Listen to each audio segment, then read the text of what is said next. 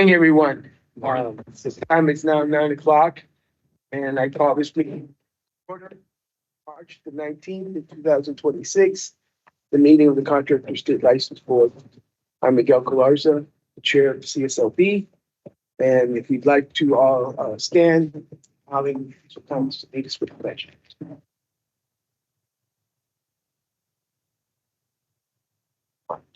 I pledge allegiance to the flag of the United States of America and to the republic which stands with one nation, under God, indivisible, with liberty and justice for all.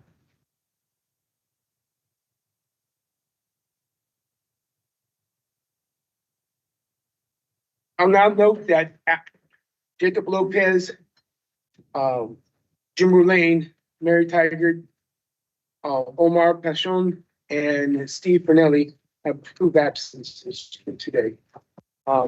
It's a shame because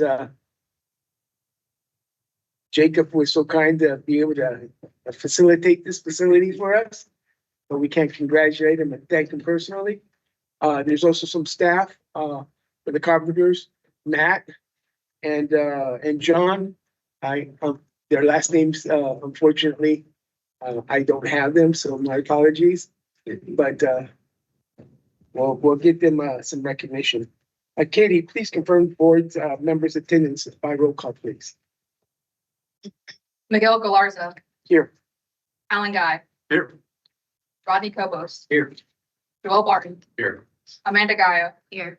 Diana Love. Here. Jacob Lopez has an excused absence. Michael Mark. Here. Henry Nutt. Here. Steve Pinelli has an excused absence. Joseph Preciado. Here. Jim Ruane has an excused absence. Thomas Ruiz. Here. And Mayor Tiger has an excused absence. And Omar Parsons has an excused absence.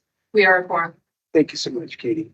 Also joining us today is CSLB staff, Registrar David Folk, Chief of Licensing, Carol Ganon, Chief of Enforcement, Steve Grove, Chief of Public Affairs, Kate White, Chief of Legislation, Rebecca May, Executive Special Projects Manager, Mike Felinsky, and Executive Officer, Analyst, Katie Cavasso.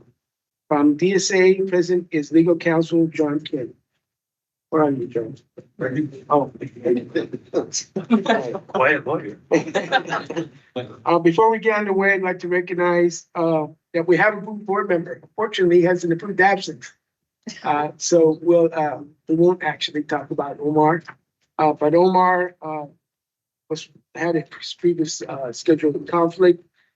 He served as the deputy city manager for the homeless in the city of San Jose, and prior to that, worked for the County of San Diego as a director of Office of Homeless Solutions, director of Division of Integral Services. Omar is a former construction and land use attorney and career evaluation, public health programs at federal level. We're looking forward to Omar's participation during the next CSLB meeting this summer. I'll just virtually say, welcome, Omar. Welcome, Omar. All right, thank you. And Jacob Lopez and Southern California Carpenters again for hosting the beautiful facility. Before we leave today, someone from staff will take a picture of us in session so that we share this with and make every other board super jealous about what we've got. All right, this year CSLB got off to a strong start by meeting with legislators on January 27th and 28th in Sacramento at the State Capitol building, specifically the swing space while the Capitol was under construction, alongside the legislative chairs, Joel, and I'm pleased to join Registrar Folk and Legislative Chair Rebecca May to meeting with legislators to discuss CSLB's Consumer Protection Mission and the 2026 legislative priorities.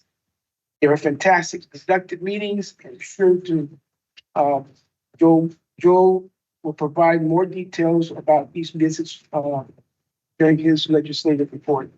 And with that, we'll move on to the next item, which is public comment for those things not on the agenda and or for future agenda items requests. So anyone in the public like to speak, now's your opportunity. Seeing and hearing none, is there anyone remote? No. Is there a remote session? No. No remote, okay. That saves me a minute. All right, moving to agenda item B, which is for public comment to request agenda items for future meetings. Board values public input as part of our consumer protections, to allow time to conduct a full schedule for our business, and we're gonna limit moving forward all public comments to 3 minutes. If your comments do not involve any of today's agenda items, this would be the time to bring it up. There are a few rules. First, California law prohibits board members from discussing any matters brought forth during public comment, and board members are not allowed to act on things that are items not on today's agenda. Second, we want the board to discuss a topic not on the agenda and ask for consideration to be placed on a future meeting minutes agenda. Finally, if you have an application complaint or disciplinary charges pending before the board, we ask you not discuss those details of your case pending complaints. That's because the board members may act as judges and by law are not permitted to receive evidence of information that is not part of the administrative record of the case. We did have a certificate of recognition, but we've decided to defer that until we're in a much more scenic area called Monterey. So we'll do so in Monterey. Yes. Thank you. All right. Moving on to agenda item C, presentation of your certificate. Okay, that's not what I want to do. Let's go ahead and skip over this. All right. So with that, let's go on to action executive agenda item number D, the executive update, starting with D1, which is a review and approval of December 11th, 2025 meeting minutes. These minutes are a summary in your package on page 11 through 48.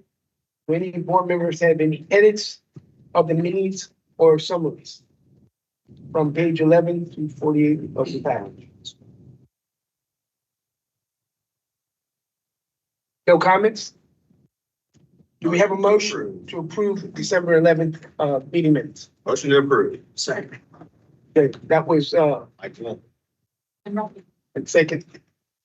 Thank you. All right. First, is there any board members that have comments?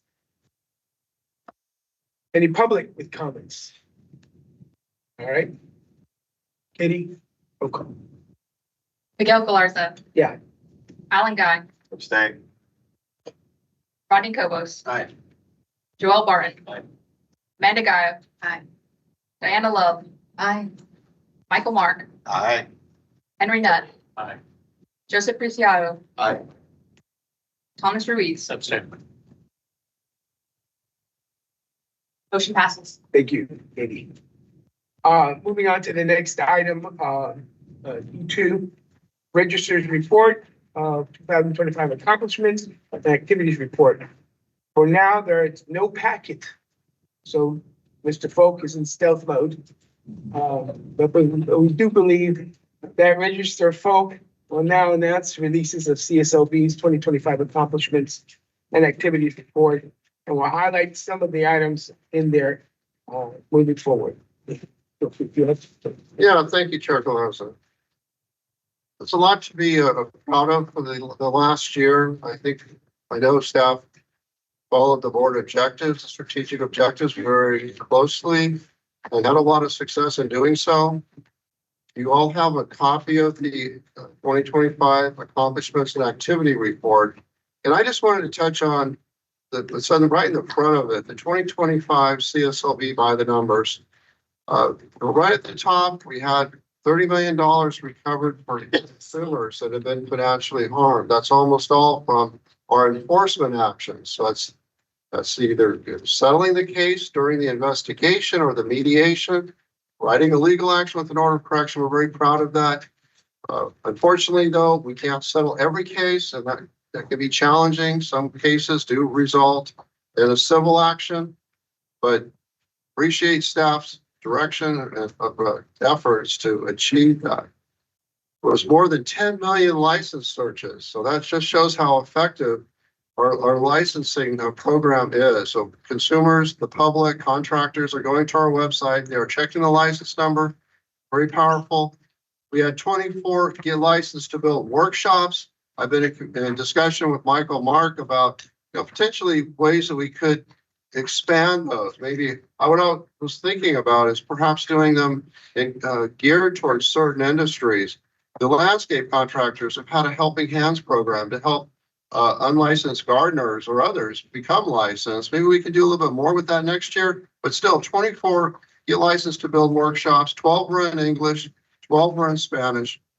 And then we administered 59,027 applications. And Carol, we got to hit 60,000 next year or We're gonna something. keep going, Dave. We're gonna keep going. Still very pleased with that. And I know that the committee chairs are going to go into more detail.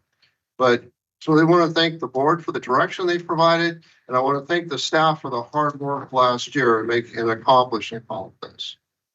Thank you. That would be my update. Thank you, Dave. Are there any comments from the board members? Well, I, for one, want to thank staff for getting that best side picture on this photo. Public record. We don't want to look too bad.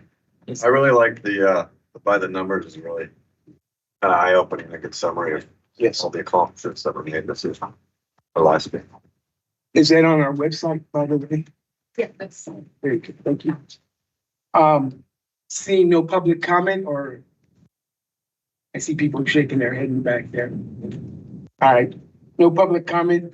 The next item is going to be D3, the information technology update. And with that, if you want to move to page 53 in your packet, Henry Nutt, would you be so kind? Hi, thank you, Chair Development. Good morning, I'm Henry Nutt, member of the board's IT Advisory Committee. I'm pleased to present today's IT update. The update begins on page 53 of your packet. That's pretty exciting. Excellent. So 2025 accomplishments and activities. Enterprise Document Management System. In May 2025, CSLB launched a cloud-based system for storing and managing documents. The system makes it easier for staff to store files, share information, and automate routine paperwork. So it went live and has handled more than 1 million documents, which is a major step forward in CSLB toward a fully digital environment. Windows 11 upgrade. All CSLB computers are successfully upgraded from Windows 10 to Windows 11. This ensures our systems stay secure and supported. Cybersecurity assessment. CSLB completed a statewide cybersecurity review conducted by the Department of the Military. The findings were very positive, confirmed that CSLB has strong protections in place. The review also gave us helpful suggestions for future improvements. A sole owner online application. As you know, CSLB is moving from a paper application to an online application for sole owner contractor licenses. This will allow applicants to complete everything online, including signatures and payment. On March 10th, 2026, our vendor, JBS Associates, demonstrated the newly finished system to CSLB staff and several board members, including myself. I'd like to thank Chair Galarza and Board Member Diana Love for attending, and for Michael Collins, project manager. The system is close to complete, expected to begin user testing soon. The goal of launching this summer. What we're working on now, we're building the test and testing the main features of the online application and making sure it connects smoothly to CLB's existing databases. And what's next? The team will verify the final design, complete workflow testing, and ensure secure connections with CSLB's licensing and enforcement system before it goes live. That concludes this agenda. Back to you, Chair. Thank you, Mr. Nutt. Is there any board members with any comments? Are there any members of the public with any comments? All right, well, thank you. We'll move on to our next agenda item, which is D4, which is the budget update. And with that, if you'd like to turn to your page 57 of your booklet, Chief of Legislative Rebecca May is here to present an update. Thank you, Chair Galarza. Good morning, members. So the budget update starts with the budget summary on page 57. For fiscal year 25-26, CSLB has an authorized budget of $83 million. Our final year-end projections show $98 million in revenue, $83 million in board expenditures, and $5.8 million in mandatory external costs. If you turn to page 58, the first chart details our fiscal year 25-26 expenses through January. As noted, we've spent roughly 59% of our authorized budget so far. The chart below that shows our revenue performance through January. I'm happy to report that we've collected over $64 million, which is a 1.6% increase compared to the previous year. If you turn to the next page, 59, the chart shows our final 25-26 budget with adjustments, which decreased by about $60,000 from $83.3 million to $83.2 million. This decrease is primarily due to a one-time adjustments in staff salaries, retirement, and health benefits. Additionally, it includes the nearly $1.2 million in anticipated budget adjustments from last year's budget letters 24-20 and 24-24. These budget letters affected CSLB by eliminating 7.5 vacant positions and their associated funding and reducing operating expenses. On the following page, 60, you'll find our fund condition projection for budget year 26-27. The middle column reflects our current fiscal year, showing a beginning fund balance of $56.8 million. If projections are realized, our reserves will increase to $66 million by year end, equivalent to 8 months of reserves.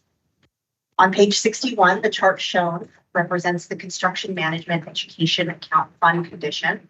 As you can see, the fund is healthy and continues to receive a steady increase in annual donations. I'm also pleased to report that the Department of Finance has approved our budget change proposal to increase our information technology budget by $2 million. This will support ongoing IT operations and ensure continuity of critical technology services. The BCP is currently moving through the legislative budget hearings this month for consideration as part of the 26-27 Budget Act. Finally, let me touch on the statistical summary provided on the next 3 pages. Through January, we're seeing a 5.7% increase in licenses issued. Renewals are also slightly up with a 1.5% increase over 2 years ago. This concludes the budget update. Happy to take questions.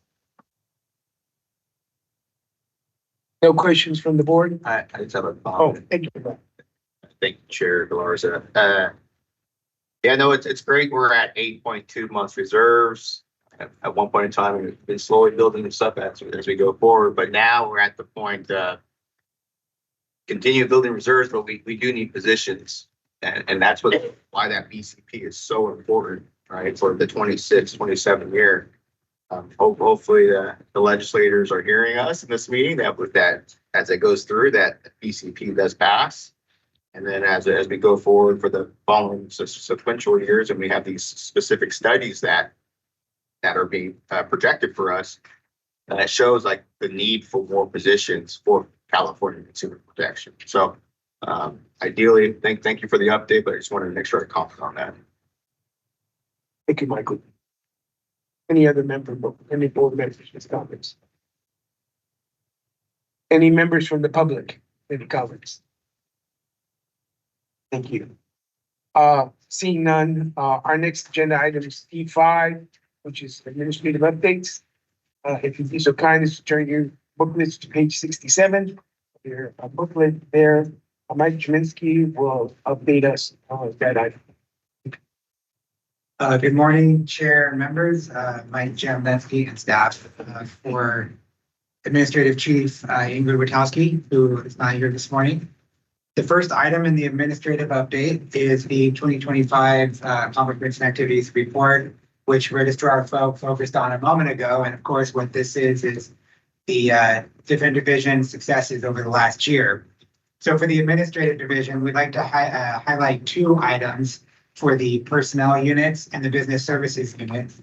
In personnel, the accomplishments and activities report on page 51, we're highlighting the execution of an effective training for our managers and supervisors in best hiring practices and performance management. which you'll hear about a little bit more in a moment. We also want to highlight the 7% vacancy rate that we've maintained over the last year, which is low, and it's really remained low the last few fiscal years. It's stable. And that's great. So the staff's done a great job processing transactions and keeping people working for CSLB. On the other side of it, the business services side, a couple of highlights from the accomplishments and activities report is the successful transition from IWAS to EDMS. We do like our acronyms here. So of course, IWAS is the Imaging Workflow Automated System. It's the old one. And then we have the new one that board member Nutt talked about a minute ago, EDMS, the Enterprise Document Management System. It's a bunch of words, but it's a really simply stated, one of the most important software programs at CSLB. It takes all the paper documents and the online documents that come in through licensing, puts them on a screen so staff can work on them. IWAS was really old. EDMS is flashy and new. We normally hear about all the work that IT does on that, but this is about highlighting the admin staff who on the background handle all that paper. They have to write the new processes and procedures for the staff to process the new software and learn the new software. And they did a great job. So that's a highlight in here as well. To continue with the administrative update itself, page 67, again, we're maintaining that 7% vacancy in the first 2 quarters. We're remaining stable. Page 68, a little bit more about the performance management training. Really, it's personnel, our internal personnel has restructured its progressive discipline process, really in terms of just providing counseling and support and customer service to CSLB staff and managers. It can be a rewarding process to onboard staff effectively, give them the tools they need to succeed early, and focus on positive outcomes, and rather than lead to other challenges if staff are having difficulty succeed. The goal is always to start early and learn and grow. So it's providing additional counseling and support for managers and providers to make sure staff are in successful positions to succeed.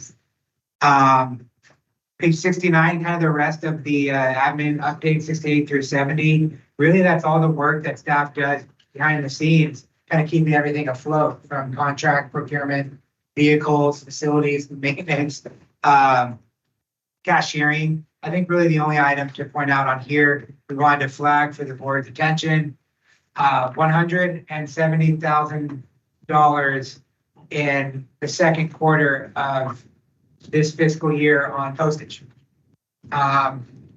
We sent a lot of mail, and that's good. That's okay.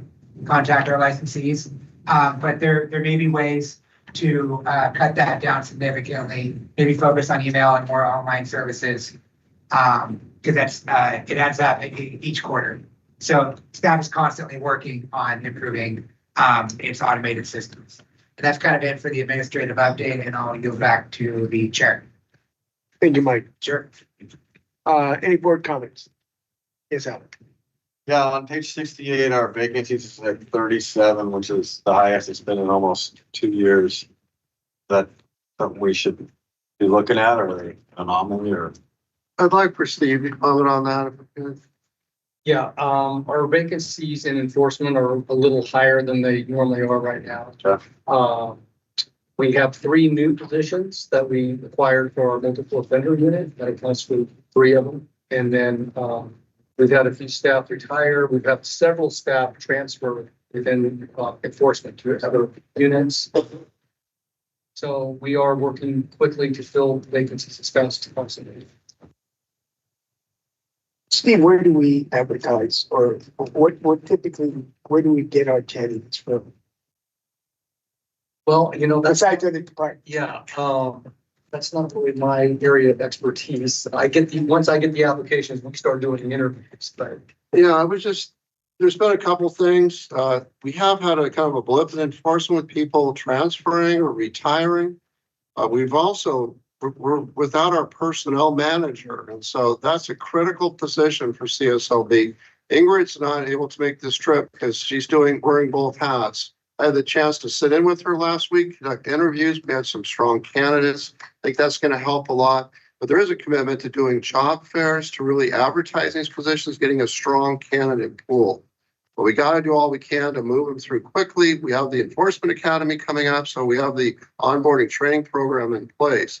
But we have a lot of, I know you were going to talk about that during your update, but you have a lot of enforcement vacancies right now. It's around, most of them, I think, around 30 or something.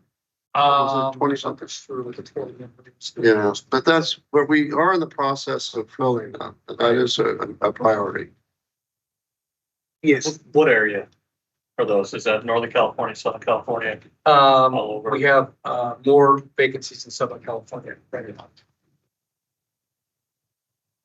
yes. I just wanted to ask a question about the postage. Do we get a bulk rate, Mike? Do we get a special rate? Let me get back to you. I'll find out and get back to you. It's a great question. Thank you. Yeah, just like kind of fall back on part of the IT and then the admin update. You know, so many times we hear that government agencies are behind times when it comes to technology and advancing the ability to, whether it's serving the customer, consumer. So I want to applaud the staff and one for the admin staff and IT staff working together. And it takes the knowledge of the admin staff to understand what the needs are. And then for IT to listen to them, to actually administer technology that's going to make their jobs easier. So we have a long way to go, but to see that we have the technology and we're implementing these things are really important. And it helps the staff, and we're talking about vacancies and how hard the staff works. This just makes that job a lot easier. So I just want to acknowledge that. So great work. Thank you.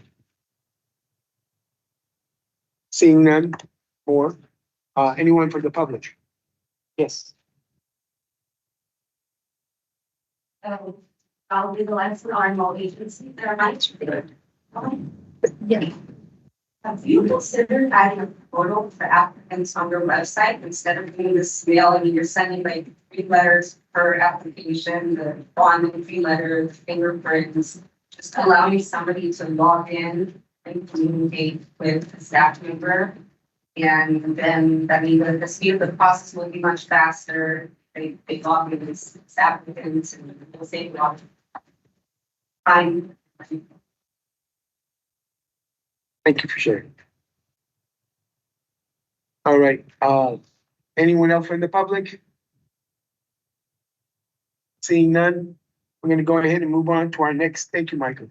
For that, with that, we're gonna move on to D6, which is going to be the discussion and possible action item to initiate a rulemaking to amend California Code of Regulations, Title 16, Section 832.46, Class C 46, solar contract regarding the scope of solar contractors' authority, perform work related to battery energy storage systems.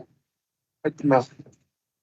If you'd be so kind as to turn to page 73 of your pamphlet, we need to turn over, we're going to turn this over to John Kim, but before we do that and introduce this item, take a few minutes to talk about lengthy discussions that have occurred regarding this matter and the scope of C46 solar contractors license, and to the extent that it includes the battery energy storage systems. This started when I first came off the board, which is now almost 7 years ago now.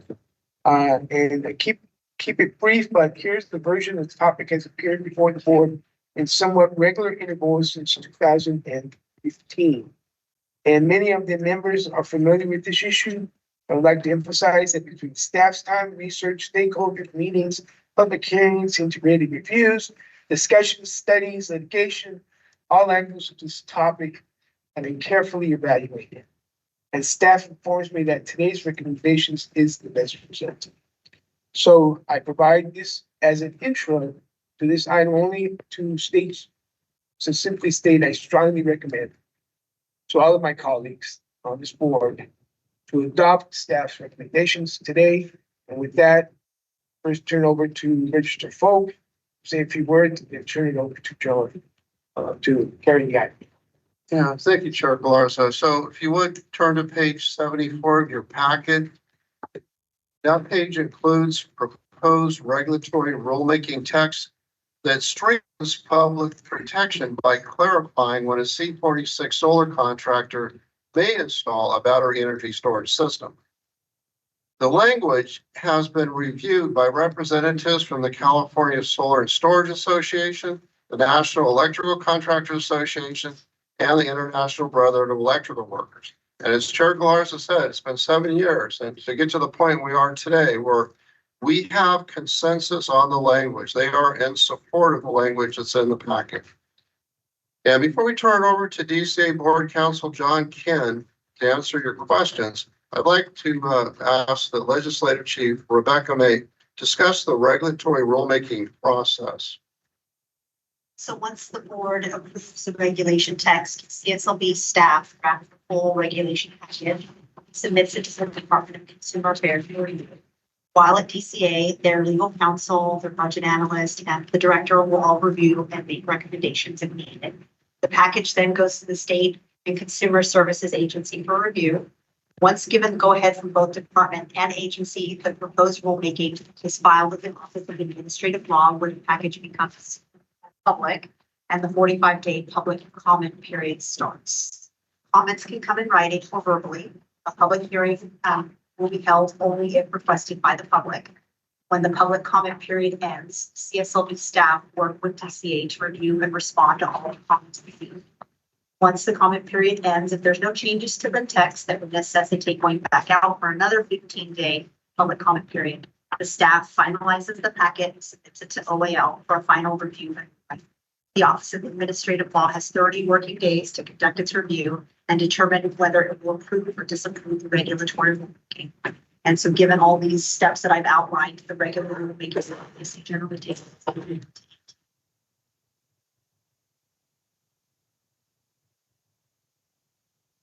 All right, well, with that, thank you, Rebecca.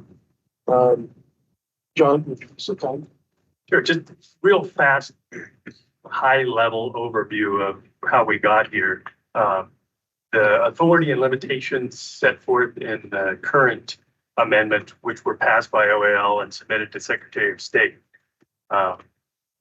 made it through back in 23. Some litigation ensued, and the effective date of that amendment has been stayed. And this litigation's been settled within the authority provided by the board. The case will be dismissed and the payment will be due upon OAL approval and this board's approval. And the only language being added, as Registrar folks said, is the numbers 2 and 3 on page 74. And I know Registrar both said install, but it's also maintain and repair. But it's only 2 systems that have been previously installed by this enforcement agency. So they now would have the authority with this additional language to go back to their previously installed systems and add the battery energy storage systems to them and maintain and install ones they previously installed, which is addresses both the consumer protection and public protection that we've talked about, it seems like, for years. I've only been here a few years, but it's at least 3 times that amount that has been brought to this board before. And it's never been a huge safety concern for the board. It's been more of a which of the 2 trades can't do what. And this clarifies it. Everyone agrees on it. And if you have any questions, I'd be happy to answer. So with that, are there any board members that have comments?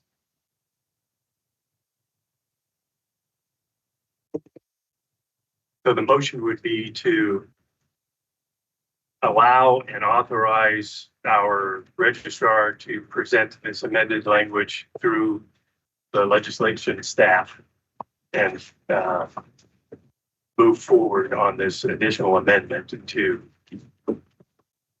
832.46. Mike, I'll go ahead and read the motion. When it's ready, go ahead. Any pushback from anyone? Do we say again? Anticipate any kind of pushback from anyone? Do we anticipate any pushback from anyone? Which is unusual. I think yeah. Probably don't want to say that out loud. You'll know that public. We don't know of any, correct? I am not. At this time, we don't know of any opposition. Doesn't mean there isn't going to be some. There isn't any that we're aware of as of this moment. Through the chair, but all the stakeholders have input on this last. Yeah, those three groups I mentioned had input, but they're, candidly, they're off the grid solar installers that I did not survey that may have concerns with this language. The ones that we discussed it with, again, were the ALSA, the Solar Association, IBW, and NECA, the Electrical Contractor Association. But that's why we would use regulatory rulemaking. There'll be a public comment session where if there is somebody that opposes it, they could voice their opposition at that time. This just starts the process. Thank you. See no other board members, any members from the public speak on this item? All right, seeing none, I'm going to go ahead and read what the motion would state. It says, and it'd be on 73 of your packet, that the motion is to approve the regulatory proposal to amend California Code of Regulations Section 832.46 and to direct staff to submit the text to the Director of the Department of Consumer Affairs and Business, Consumer Services, and the Housing Agency for review. And if the board does not receive any comments providing objections or adverse recommendations specifically directed at the proposed action or to the procedures followed by the board in proposing or adopting the action, then the board authorizes the registrar to take all steps necessary to initiate the rulemaking process, make any technical or non-substantive changes to the package, and to set the matter for hearing if requested. If after 45-day public comment period, no adverse comments are received and no public hearing is requested, authorize the registrar to take all steps necessary to complete the rulemaking and amend the proposed regulations as described in the text noted for CCR Title 16, Section 832.46. That is the motion. Do I have anyone to make a motion to adopt? I'd like to make that motion. I'll second. And Diana seconds. So noted, Katie. Okay. And with that, do we have any board members with any more comments? Any members from the public? All right. It does not say that we need a vote for this. We need a vote for this? We do. We need a vote. So with that, Katie?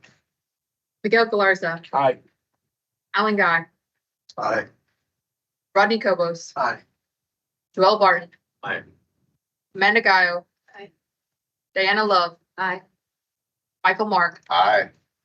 Henry Nutt. Aye. Joseph Preciado. Aye. Thomas Ruiz. Aye.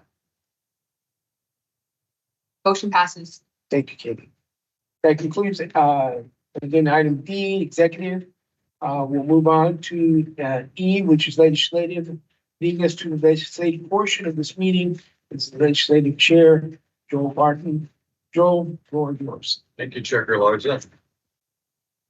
I'm Joel Barton, Chair of the Legislative Committees. Before we start with agenda item E1, review and discussion regarding 2025 accomplishments and activities report, I would like to follow up on Chair Galarza's mention of our legislative visits. On January 27th and 28th, Chair Galarza, Registrar Polk, Legislative Chief May, and I visited Senators Maria Elena Durazo, Tim Grayson, and Tom Umberg, and Assembly members Don Addis, Rebecca Bauer-Kahan, Sadie El-Hawari, Matt Haney, Maggie Krell, Corey Jackson, Natasha Johnson, Gail Pellerin, and Christopher Ward. 12 legislators total over the course of 2 days. The following week, we met with the newly appointed chair of the Senate Business Professions and Economic Development Committee, Senator Aisha Wahab, via Teams. And might I just comment that The 2 days were excellent. Legislative Chief Mace had everything. We didn't have 5 minutes between meetings. Everything ran like clockwork. It was amazing. And with the input of Registrar Vogt and Chair Galarza with their expertise, it was an amazing 2 days. So I just want to thank everyone for the participation. Building and maintaining relationship with legislators is essential to advancing CSLB's legislative objectives and sharing our consumer protection mission with legislative decision makers and the constituents they serve. These legislative visits strengthen awareness of CSLB's role and reinforce the importance of licensure. To support our strategic plan goal to enhance communication with the legislator and more effectively convey CSLB's mission. I appreciate staff's efforts to put the visits together, and I look forward to doing it again next year. Okay, now on to the 2025 accomplishments and activities report. Chief May, can you provide an update?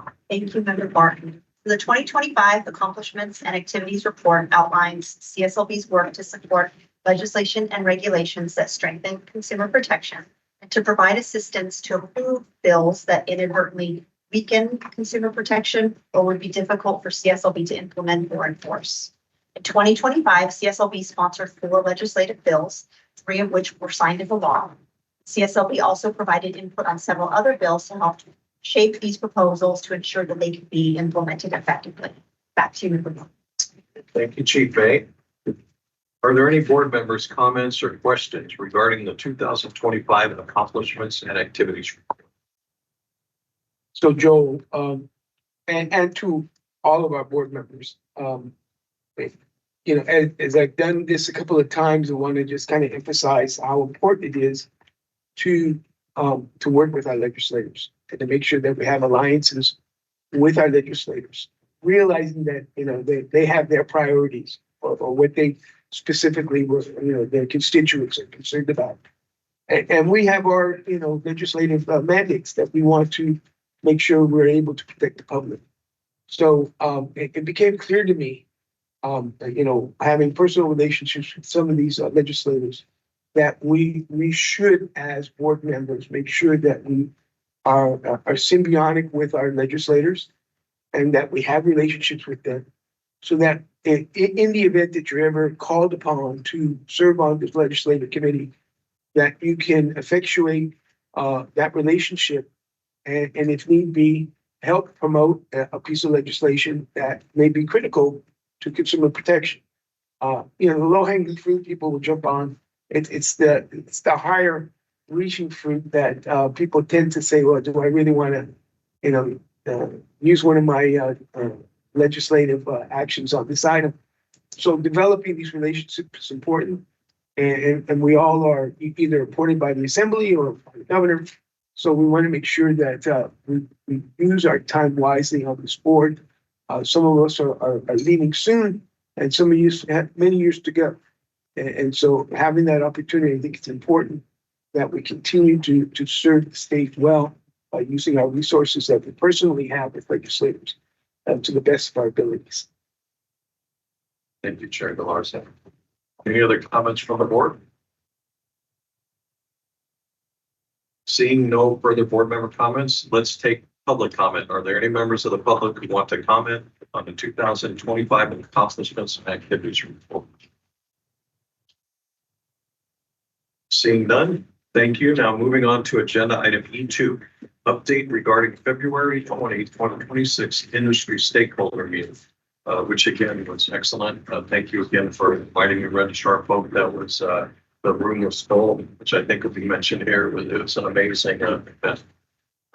On February 20th, I was pleased to attend the CSLB industry stakeholder meeting at the Capitol Annex Swing Space.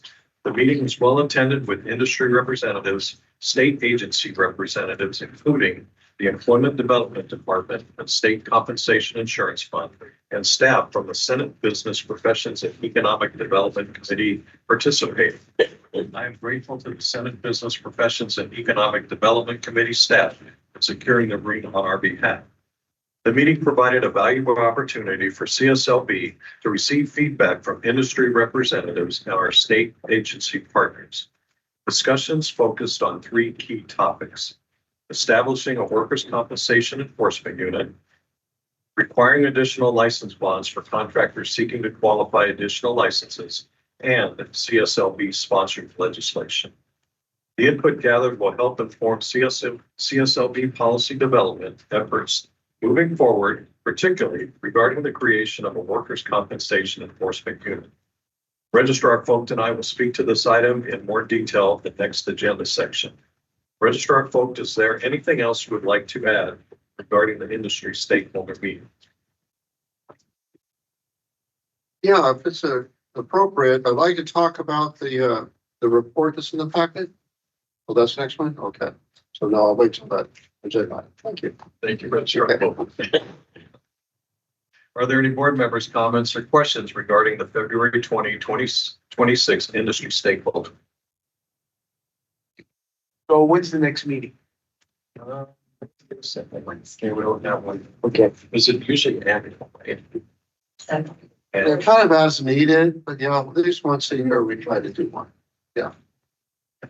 It's a worthwhile endeavor. It was really interesting hearing people speaking and meeting with the Economic Development Committee and the Workers' Comp Fund. It was pretty interesting topics and discussion.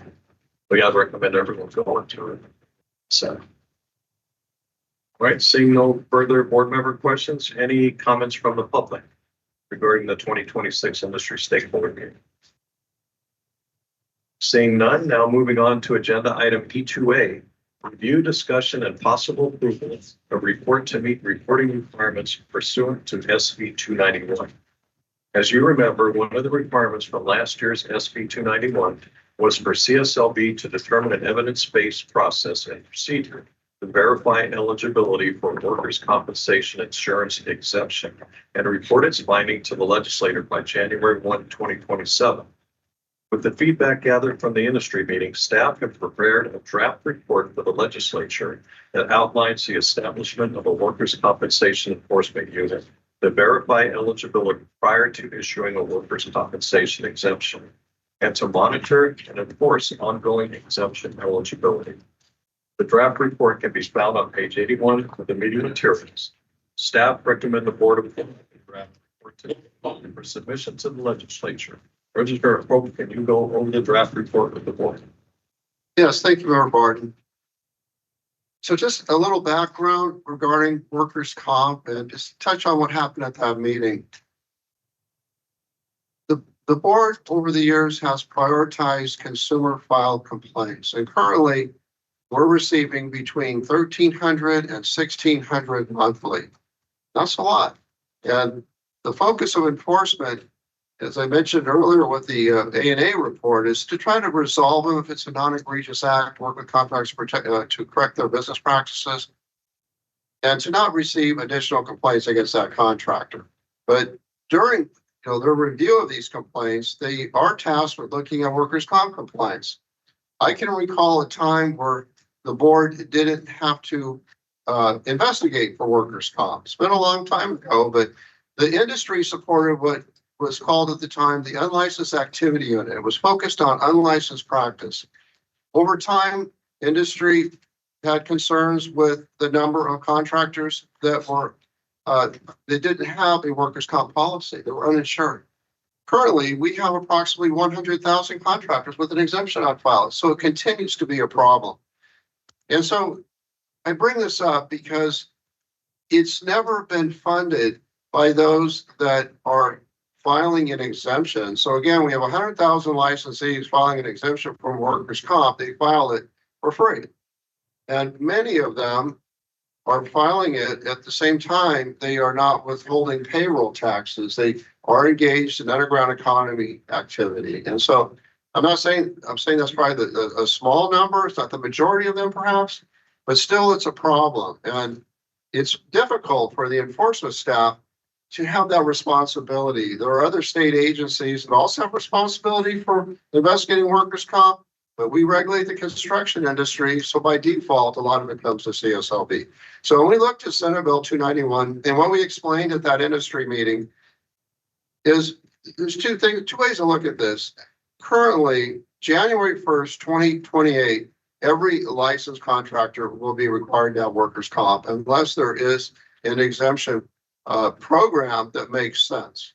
And that's what Senate Bill 291 tasked us with doing, looking at it and saying, is there a way that you could provide a narrow exemption and benefit public protection in the industry? And so that's what we looked at with staff. That's what we brought to the stakeholder meeting, and we explained to them, we'd like to get your opinion. Does this make sense that this would be a limited exemption? It would only be for sole owners, that there'd be a requirement that they have to file an attestation form.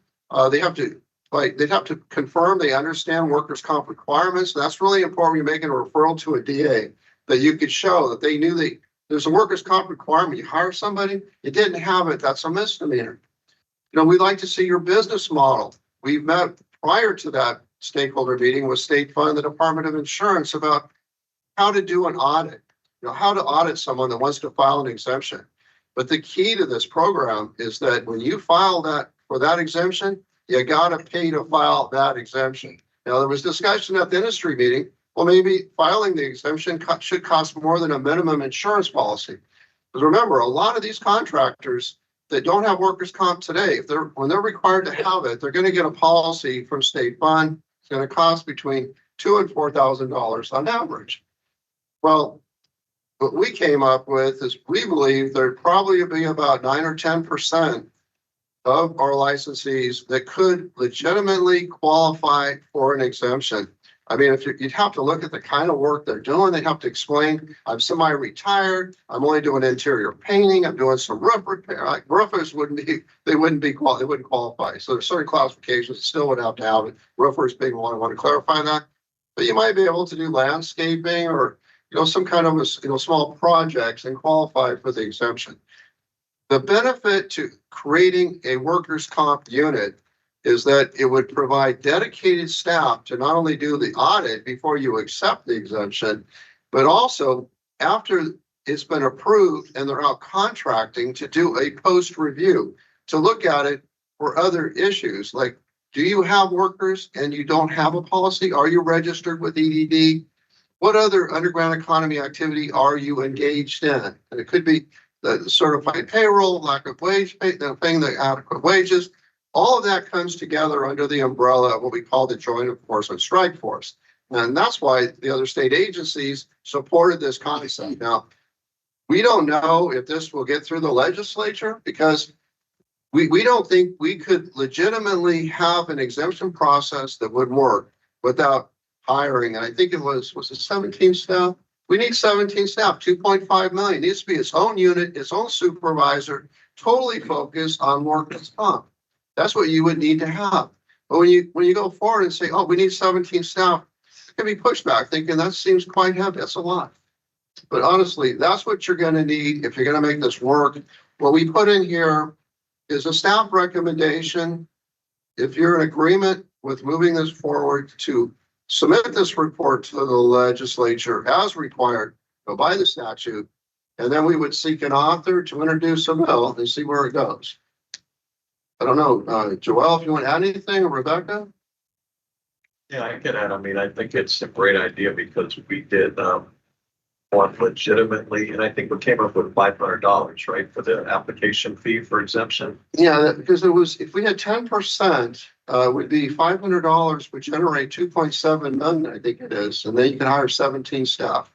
And that pays for legal action costs too to prosecute the cases. And I think that's a great idea because we, of course, don't want to drive people out of licensing.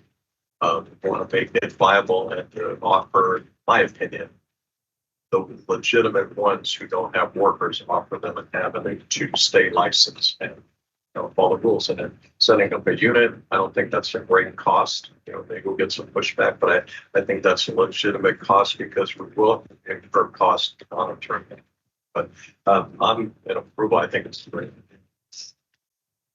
Is that unit number CSLB? Yes. Yeah, I think it's well thought out. It addresses a lot of the issues we've been talking about.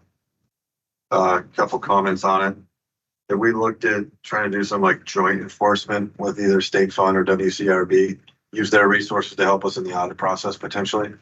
Yeah, absolutely. And that's why that partnership is so critical, especially with state funds, because they already have audit principles in place. And they would, they want to continue to work for us because they have a vulnerability when people are taking out a policy and they don't have workers. It could drive up the class code costs for others. So we would absolutely work closely with them, with the Department of Insurance. That's what we did early on. And also subsequently, we find violators. But I think one thing that's going to happen with or without this unit is you're going to have contractors that have got a minimum policy, and there's going to be complaints that my competitor purchased minimum policy, truly has employees because of premium insurance fraud case. And we can provide supporting evidence to the Department of Insurance to prosecute them.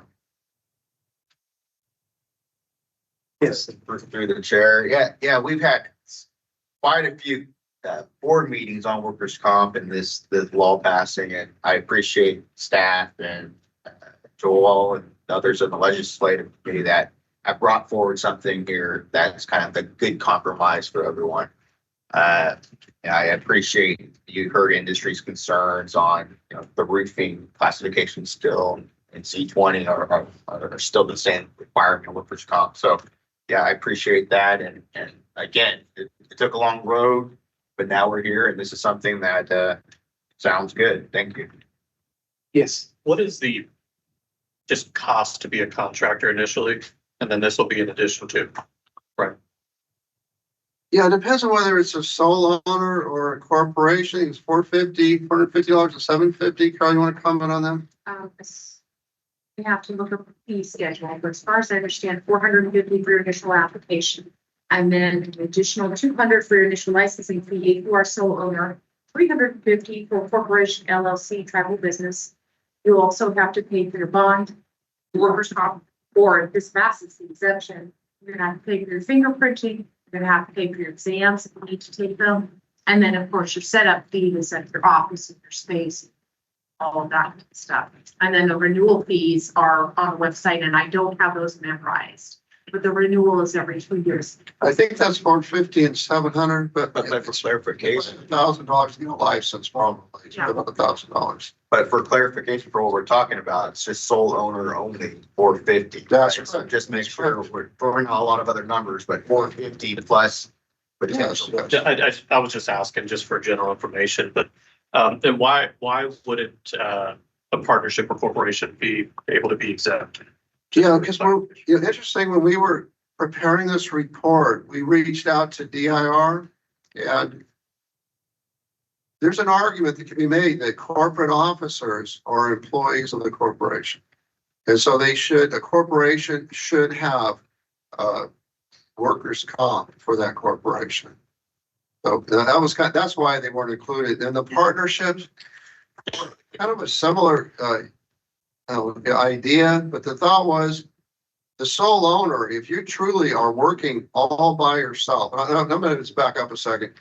We have had concerns with partnership licenses in the past where you'll have a partnership license that will consist of dozens of partners, and that can be a sign that someone's trying to avoid workers' comp or some type of a sham employment arrangement. I've actually testified in a court case regarding that. And so kind of wanted to stay away from that. The thought being you're a sole owner, you're semi-retired, or you're just doing small jobs all by yourself. But if you're expanding from a partnership corporation, you need to get workers' comp. No, thank you. Okay. Oh, yeah. Yes, through the chair. So the application fee of $500 pretty much pays for the costs. Yeah, so what this is when you file the exemption form, and again, you can file an exemption form today for free. We're saying when you file initially, it's $500. When you go to renew your license, you got to pay another $500 because that $500 is going to pay for investigation. We're going to do at least a 5% random review of these contractors that have an exemption. We're going to go to the website and see if they are doing larger jobs. We're going to look at our consumer complaints. That's something else I wanted to really focus on. If you have an exemption on file and you get a consumer complaint, most of our complainants are more than willing to tell us who was on that job site. The first offense, if you're a sole owner, is $10,000. And so we want to be able to have staff, special investigators to investigate contractors with an exemption on file to make sure that it's a true exemption. Yes. Just as a point of clarification, and I think you mentioned this, Registrar Folk, but the $500 fee that's recommended in the report is only for those contractors that are filing an exemption request, not necessarily for all contractors. Just for filing the exemption form. So if you file that exemption form, you got to pay $500. When you renew, you're going to need to you need to pay another $500 if you're filing for an exemption. Now, that's something that we're going to have a programming issue with IT if this goes through. We're going to have to overcome, because we're going to want to make sure that we have that $500. Right now, you can file a sole owner renewal online by just checking a box, but it's going to take more than that now. We want you to, again, certify that you understand the workers' comp requirements, and you got to pay the $500. Thank you. And the renewal. I was saying on the renewal. Every 2 years, right? You got to pay $500 when you first file, and every 2 years when you renew, you got to pay $500. And Registrar Folk, working with the workers' compensation, I think the minimal policy was like 4,000, right? So it's a pretty good deal to do 500 if you're legitimate, don't have workers' comp.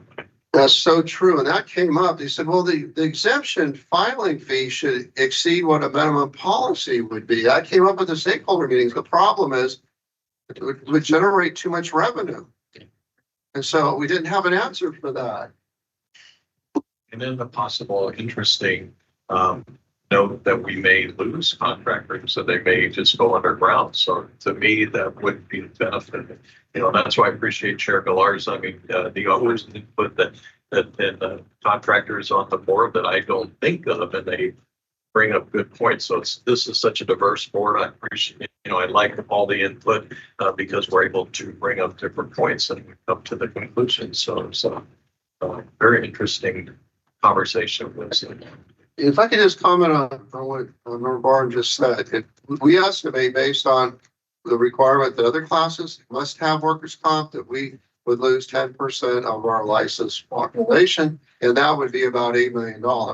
So if that 10% could file an exemption and generate $2.7 million for us, we don't lose $8 million, you gain the ability to hire staff to help those law-abiding contractors compete against the underground economy. That's why we think this unit would be helpful. It's got to be, though, a standalone unit to totally focus on workers' comp and partnering with other state agencies, state fund, Department of Insurance, and Division of Labor Standards Enforcement. That was the importance of having them where they were interested and seemed willing to work with us. Any other comments from the board? Any from the public? Thank you, Registrar Folk.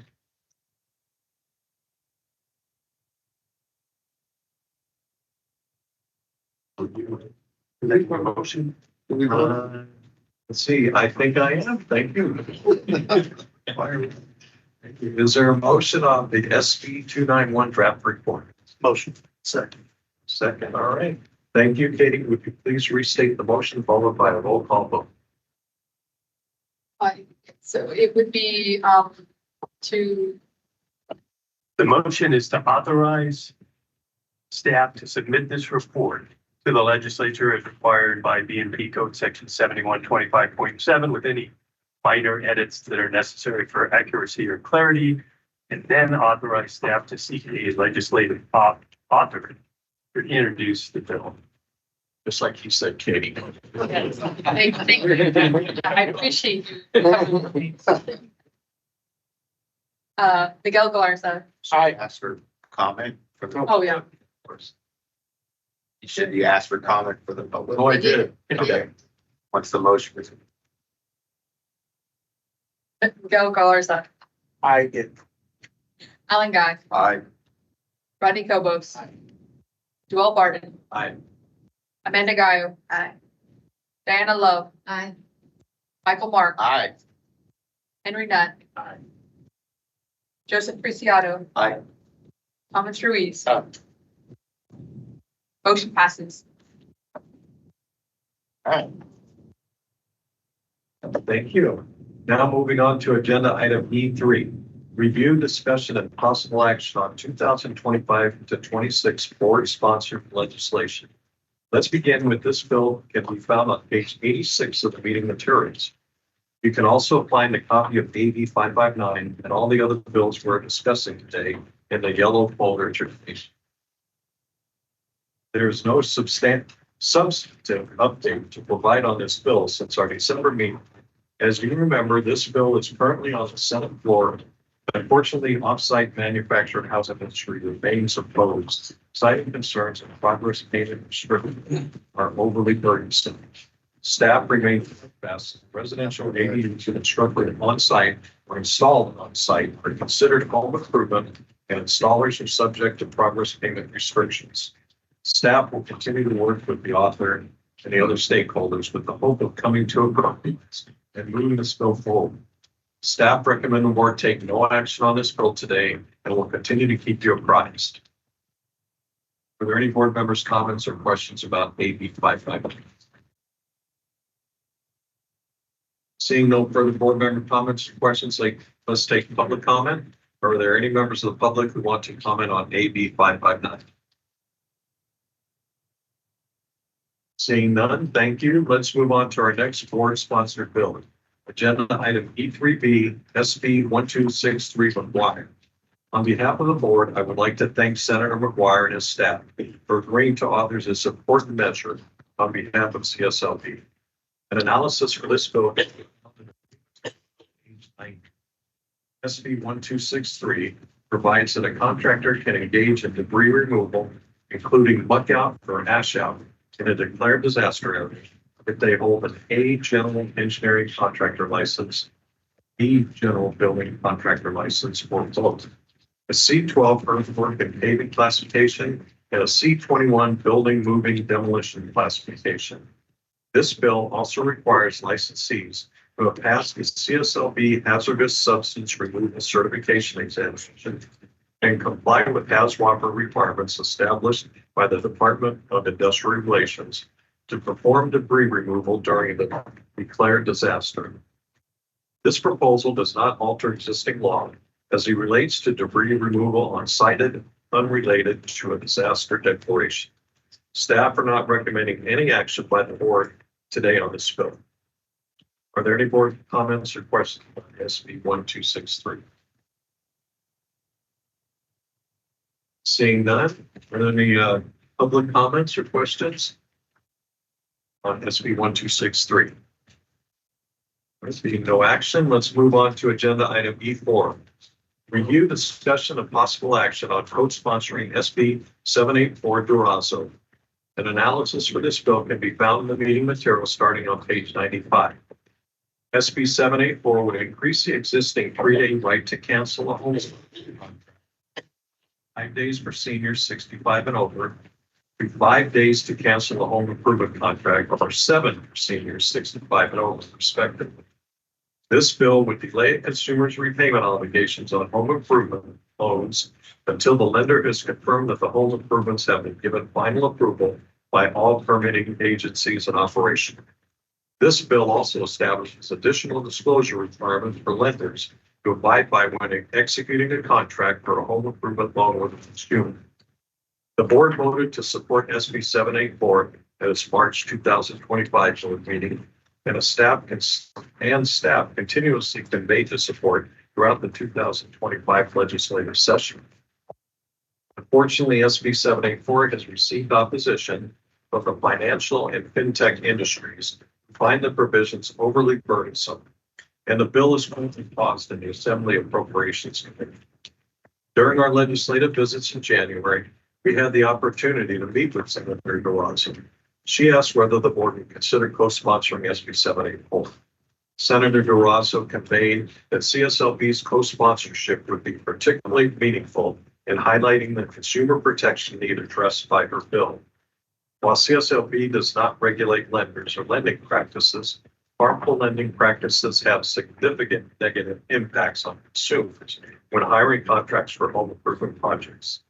These practices have contributed to an increase in complaints file with CSLB, specifically solar and ADU, suggesting that improved transparency in the lending process would improve consumer protection. For these reasons, I agree with staff's recommendation that CSLB co-sponsor SB 784. The additional transparency requirements during the loan negotiation process proposed in this bill will help reduce consumer financial harm and may decrease the volume of complaints received by CSLB. And then, yeah, we met again with Senator Maria Elena Durazo, and we expressed interest she conveyed to us as noted. And I think we should be in support of this bill. Not that, as mentioned, we don't regulate lending processes, but we had reports in the past where unfortunately consumers are stuck with the bill when things aren't complete. So it's kind of unfair that they pay for something and they don't get anything and then they still have to pay for it. So are there any board member comments on this subject? We've talked about this once before, on this bill, under mechanics, says mechanics, liens, warning, item number 6. I would like for us to go back to Senator Rosso and just add where it says, it's talking about the 7 day and the 5 day to 7 day for seniors, just to put in parentheses 65 so that it stands out what the age limit is and there's no, problem with going with the age limit is, because there is the 62 age limit in certain circles, and there is 65, so that will clarify going forward. Good. Thank you, Board Member Love. Any other comments from the board or questions regarding SB 784? Seeing no comments or questions, let's take public comment. Are there any members of the public who want to comment on SB 784? Right, thank you. Any further board member comments or questions before I ask for the vote? Okay, Mr. Kim Esquire, would you please state the motion? The motion is to reaffirm the board sponsorship of SB 784 along with Senator Durazo, and instruct staff to at least mention that the cancellation dates for seniors are age 65 and older. I'd like to make that motion. Second. Thank you. David, would you take the roll, please? Miguel Garza, Aye. Alan Guy, Aye. Rodney Kobus, Joel Barton, Aye. Amanda Gaio, Aye. Diana Love, Aye. Michael Mark, Aye. Henry Dunn, Aye. Joseph Preciado, Aye. Thomas Reeds. Aye. Motion passes. Thank you. Let's move on to agenda item E5. Review, discussion, and possible action on other relevant 2025-26 legislation, beginning with E5A, AB 2287, Michelle Rodriguez. An analysis of this bill can be found on page 99 of the meeting materials. AB 2287 provides that CSLB may not take administrative disciplinary action against the licensee for the use of technology, tools, or equipment when performing construction work. This bill is sponsored by the California State Council of Laborers and is in response to last year's AB 1341, a measure that would have made unlicensed practices in professions, including engineering, land surveying, and architecture, as grounds for disciplinary action by CSLB. Staff raised concerns with the sponsor that the current wording is broad and may create confusion or compromise CSLB's ability to ensure licensees comply with existing code and trade standard requirements. Accordingly, staff recommend the board take a watch position at that time. Registrar Volk, can you provide additional details on this bill? Yes, thank you, Gordon. So I just want to mention that Business Professions Code 7110 is a very important statute for an enforcement program. It's where we work directly with building officials and other state agencies and helping them enforce their laws. The number one way we use it, though, is when a contractor doesn't get a building permit when it's required. And so it was concerning that language may be included in 7110 that would potentially confuse when that statute is violated.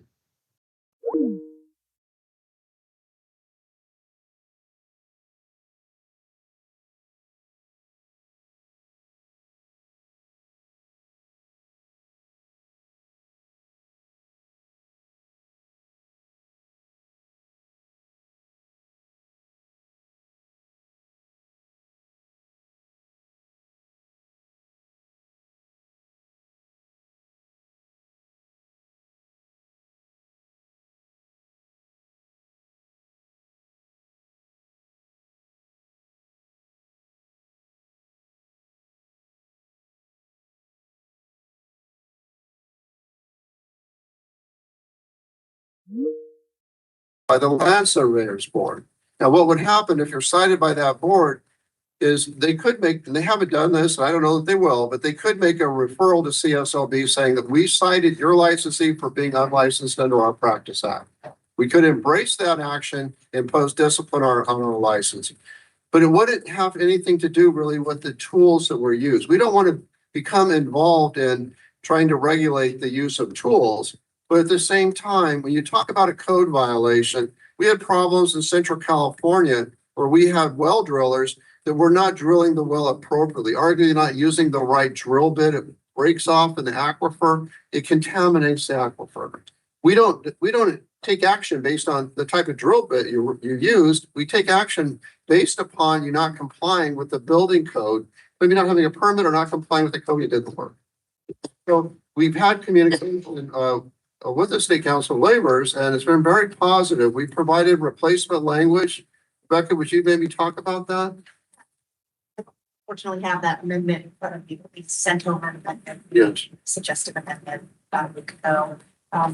They responded that they were amenable to it and we're going to need to talk next week about it. But it would move it out of 7110 to another code section. And then it also kind of softened the tool use language, saying that it would not, that CSLB essentially would not, disciplinary action would not just be based solely on tool injunctions.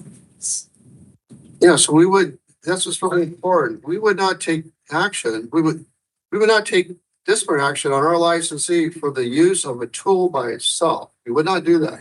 You know, we have statutes that we enforce that, again, might be a code violation or trade standard violation. And to support that, you may reference that, well, the tree trimmer did not have the proper safety equipment or you know the right drill bit, as I mentioned.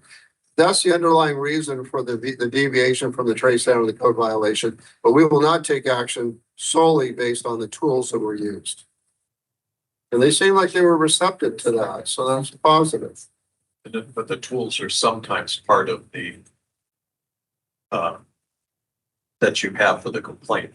You don't use it specifically for the tools, but it's part of your evidence. Correct. Yeah, it's part of your evidence. I mean, you're cutting pipe, underground pipe.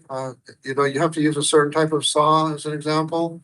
It would just be something that we would reference in our report. That we would, you know, we may have underground pipes that are leaking. They weren't cut appropriately, and the proper process wasn't used on the cutting, the cutting tool. So that's how you would write it up. But it wouldn't be that you were using, using some kind of a radar to do something like that. That would not be under our jurisdiction. We would not take action based on that alone.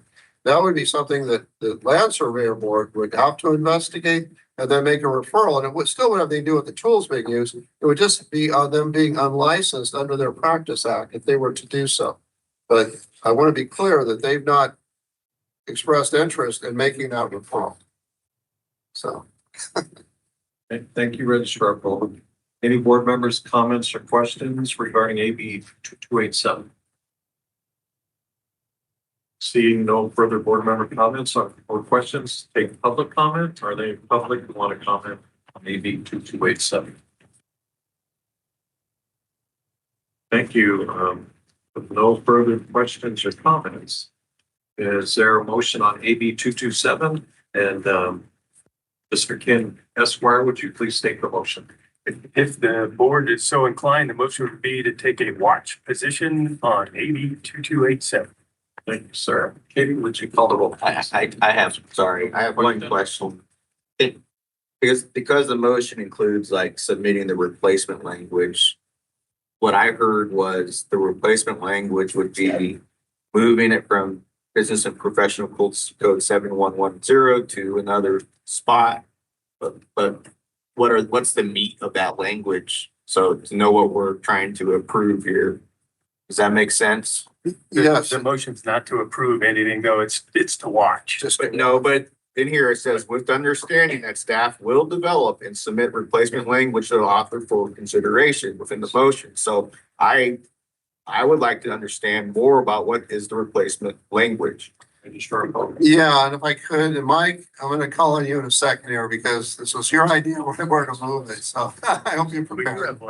We do have language. So the language was that the CSLB would not take an administrative action solely based on the tools, technology, or equipment used. I'll read it to you. That was the replacement language, but the statute, Mike had a great idea of where to place it if you can find it. Yes, it is in 7090, which is our blanket disciplinary section. It's the one that says we can take any complaint in writing and take action and investigate. It's very broad. And we're sticking a sentence in there that says, among the other requirements in this section, which also allows us to prioritize permits and all these other things, we're sticking a sentence in that says, oh, by the way, no disciplinary action will come from the use of tools without something else. That's what it says. It's one sentence. I'll find it in a second. But it's a general enforcement principle. It's not, the section that it's going in is not what we call a cause of action. So it wouldn't be pled on like an accusation or anything. It's just stating as a matter of policy and principle, this board is not going to have disciplinary authority to discipline a licensee for the use of a particular tool. Solely for the use. Solely for the use of the That's tool. what's critical, or the technology. Right. So as Dave said, if we get an action about the wrong drill bit on a project that required a drill, the action would never be, we're disciplining the license for wrong drill bits. It would be because of workmanship or something like that. Or the underlying code violation. Or the underlying code violation, which would come out of 7110. Here it is, and this has not been accepted, right? It's, hey, author, here's another concept. This would be better than where it is now. Because where it is now, in my personal opinion, is very confusing. So it says, what the proposed language in that blanket section I was talking about is the use of technologies, tools, and equipment in the course of performing construction work shall not be the sole grounds for discipline under this chapter. I can read it again.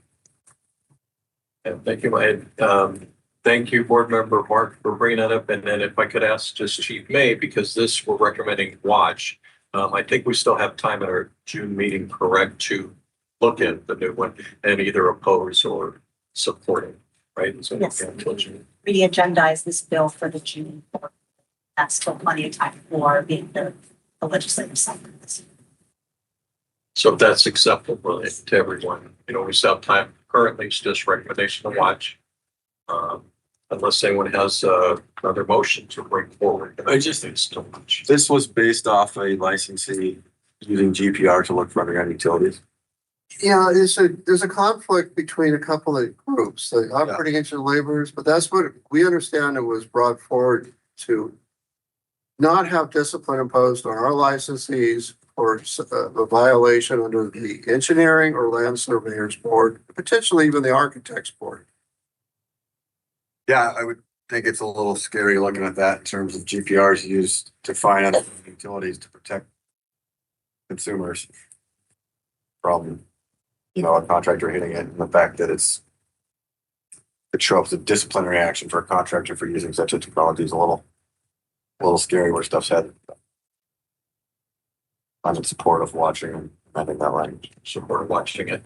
Yeah. And thank you for the clarification. I was trying to read the whole motion and I was like, what are we really approving here? So. Yeah, to just watch and then During the June meeting, I think we'll have the total We'll language. see where it's at, Jim. Katie, would you call the roll? please? Do we have a motion? Motion and a second. There was motion and second. I'll second. Is there, has someone, I Yeah. don't know. Okay, I'll make the motion. Oh, okay. We have a second? Second. Everybody.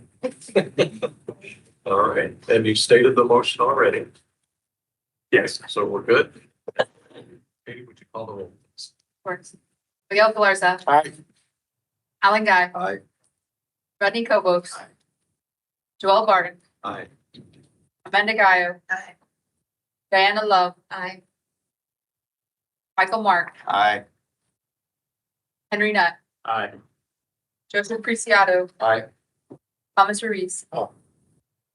Motion passes. Thank you, everyone. Let's move on to our last agenda item, item E5B, SB 342 Umber. An analysis of this bill can be found on page 100 of the meeting materials.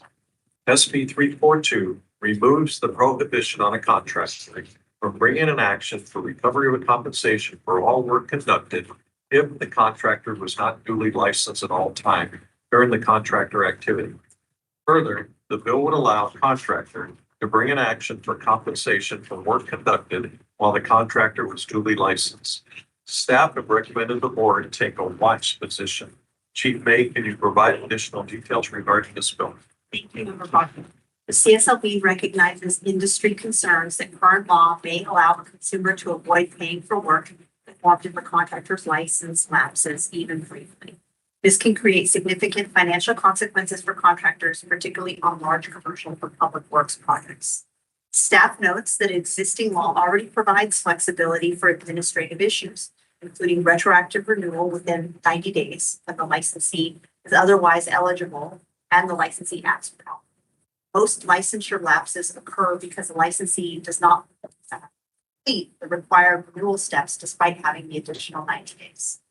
The law also allows courts to apply the doctrine of substantial compliance when the contractor acted in good faith to maintain and correct licensure. Staff anticipates a substantial increase in both volume and complexity of complaints if it becomes more difficult for contractors to pursue civil recovery for work performed while unlicensed. This increase would require hiring additional staff and would result in added enforcement costs for contested administrative cases estimated at over $2 million in fiscal year 2027, 28, and ongoing. These costs cannot be absorbed within existing resources and will require additional funding. Because CSLB's complaints involve home improvement, excluding home improvement, because the vast majority of CSLB's complaints involve home improvement, excluding home improvement from the bill's scope would reduce this potential workload increase while preserving consumer protection provisions. The author and the sponsors have indicated that they are okay with excluding home improvement, and staff anticipate that this bill will be amended accordingly.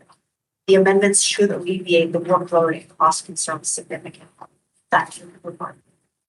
Thank you, Chief May. Are there any board member comments or questions regarding SB 342? Seeing no further board member comments or questions, let's take public comment. Are there any members of the public who want to comment on SB 342? Any more further board member comments or questions before I ask for the vote? We'll take a motion on SB 342. Ken Esquire, would you please take the motion? It's a simple motion to take a watch position on SB 342. So moved. Thank you. A second. Second. Thank you. Katie, would you please take the vote? Miguel Galarza. Aye. Alan Guy. Aye. Rodney Cobos. Aye. Joel Barton. Amanda Gaio. Aye. Diana Love. Aye. Michael Mark. Aye. Henry Nutt. Joseph Preciado. Aye. Thomas Ruiz. Aye. Motion passes. Thank you very much. Thank you all. And this concludes the legislative update today. Back to you, Chair Galarza. Thank you, Joel. And with that, let's take 15 minutes.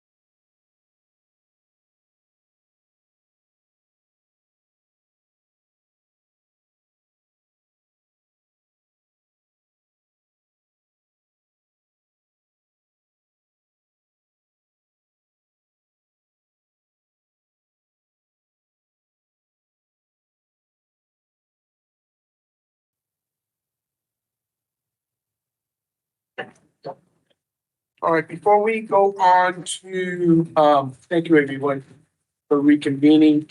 Before we move on to item number F, enforcement, as things are shaking out, most likely the tour, be somewhere around 11:30, to 11:45.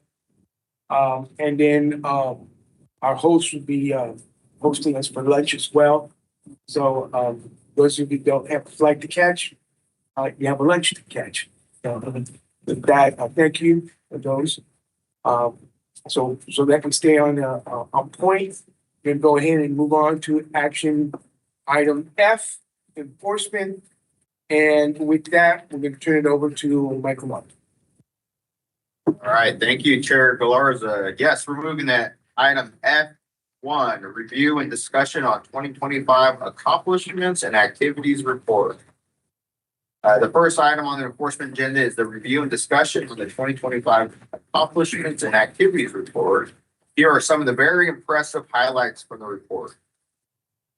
First off, on SWIFT, following the devastating Palisades and heat from wildfires in Los Angeles County in January of 2025, members of the statewide investigative fraud team, better known as SWIFT, that staffed the disaster recovery centers for a total of 99 days and provided the survivors with educational information, encouraging them to hire licensed contractors for rebuilding work and to be aware of scams involving unlicensed contractors.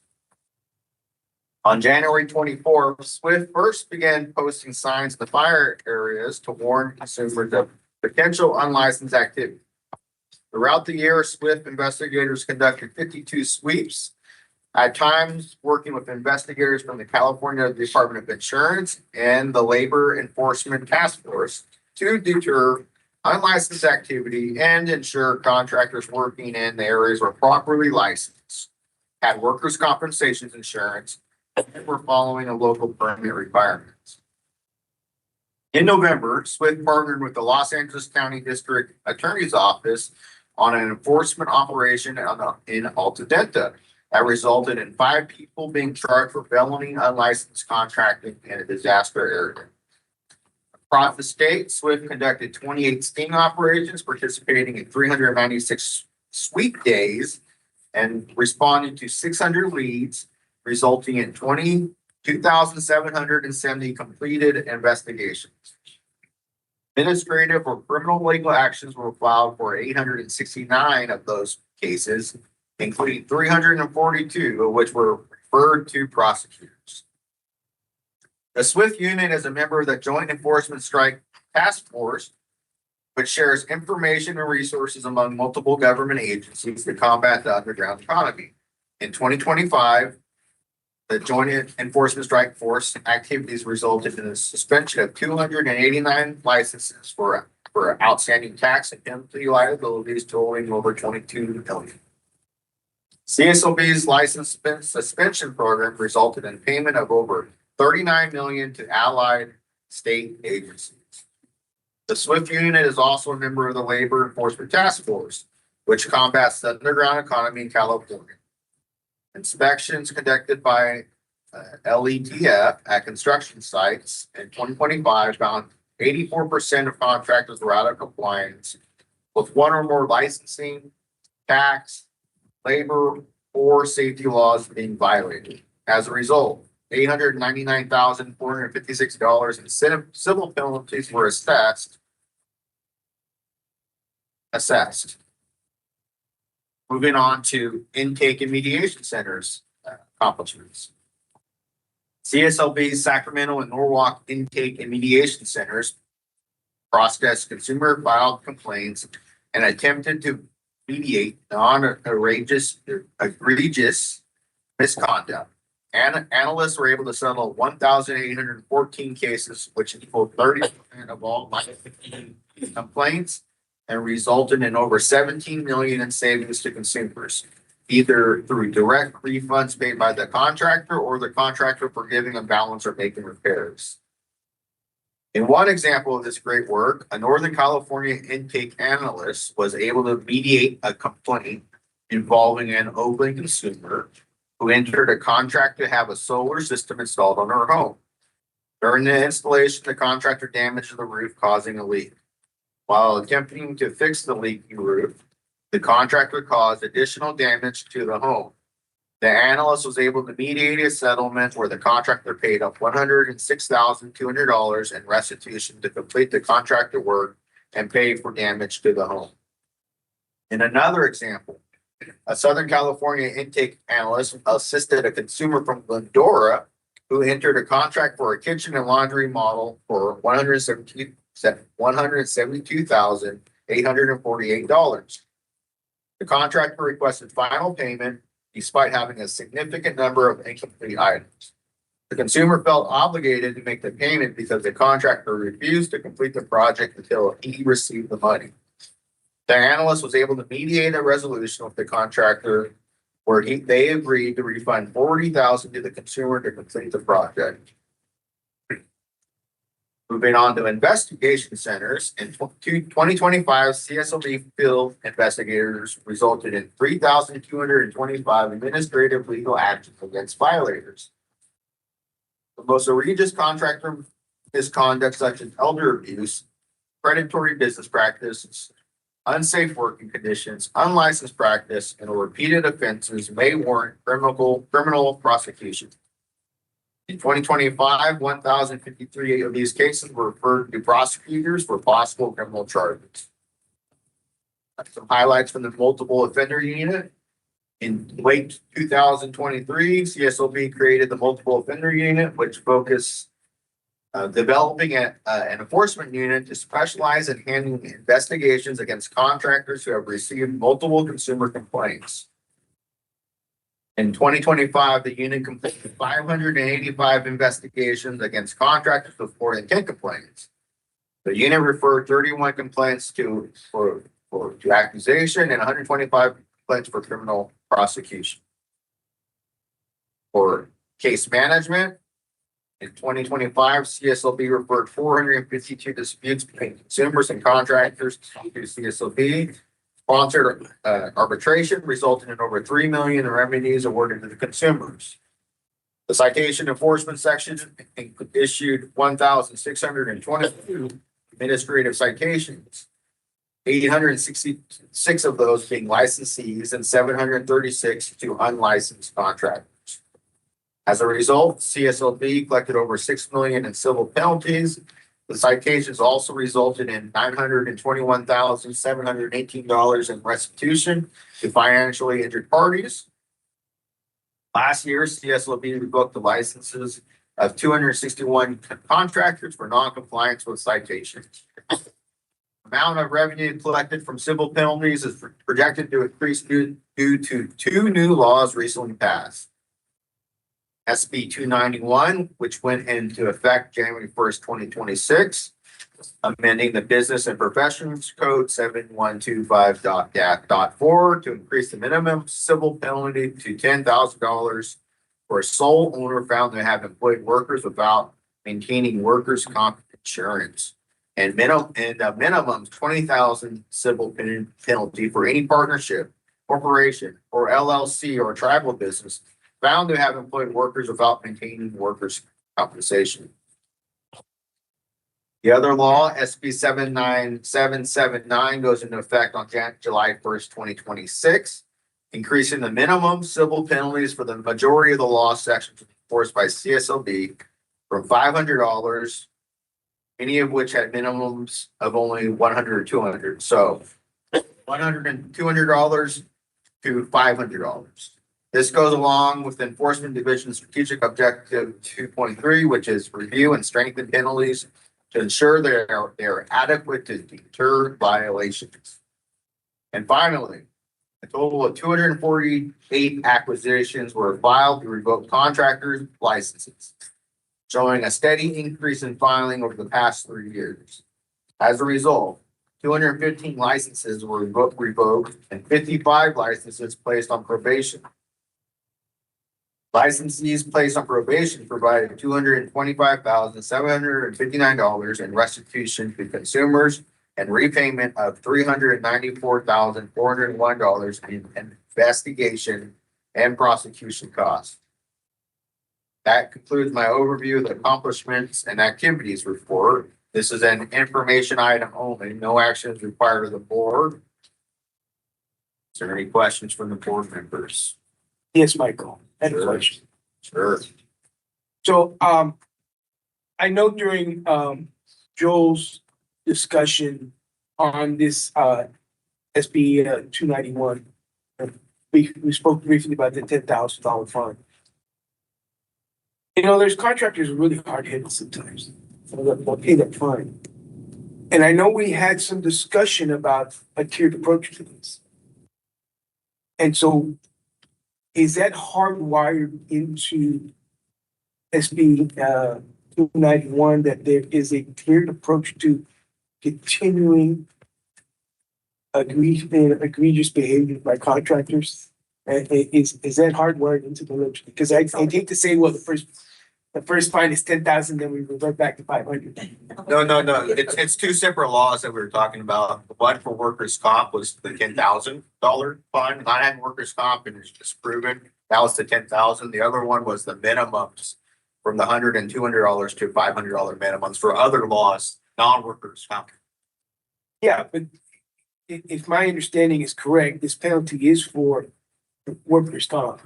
It's a $10,000 penalties for workers' comp. And my concern is that to make sure that we wrote into it that the second offense was even a greater pay penalty.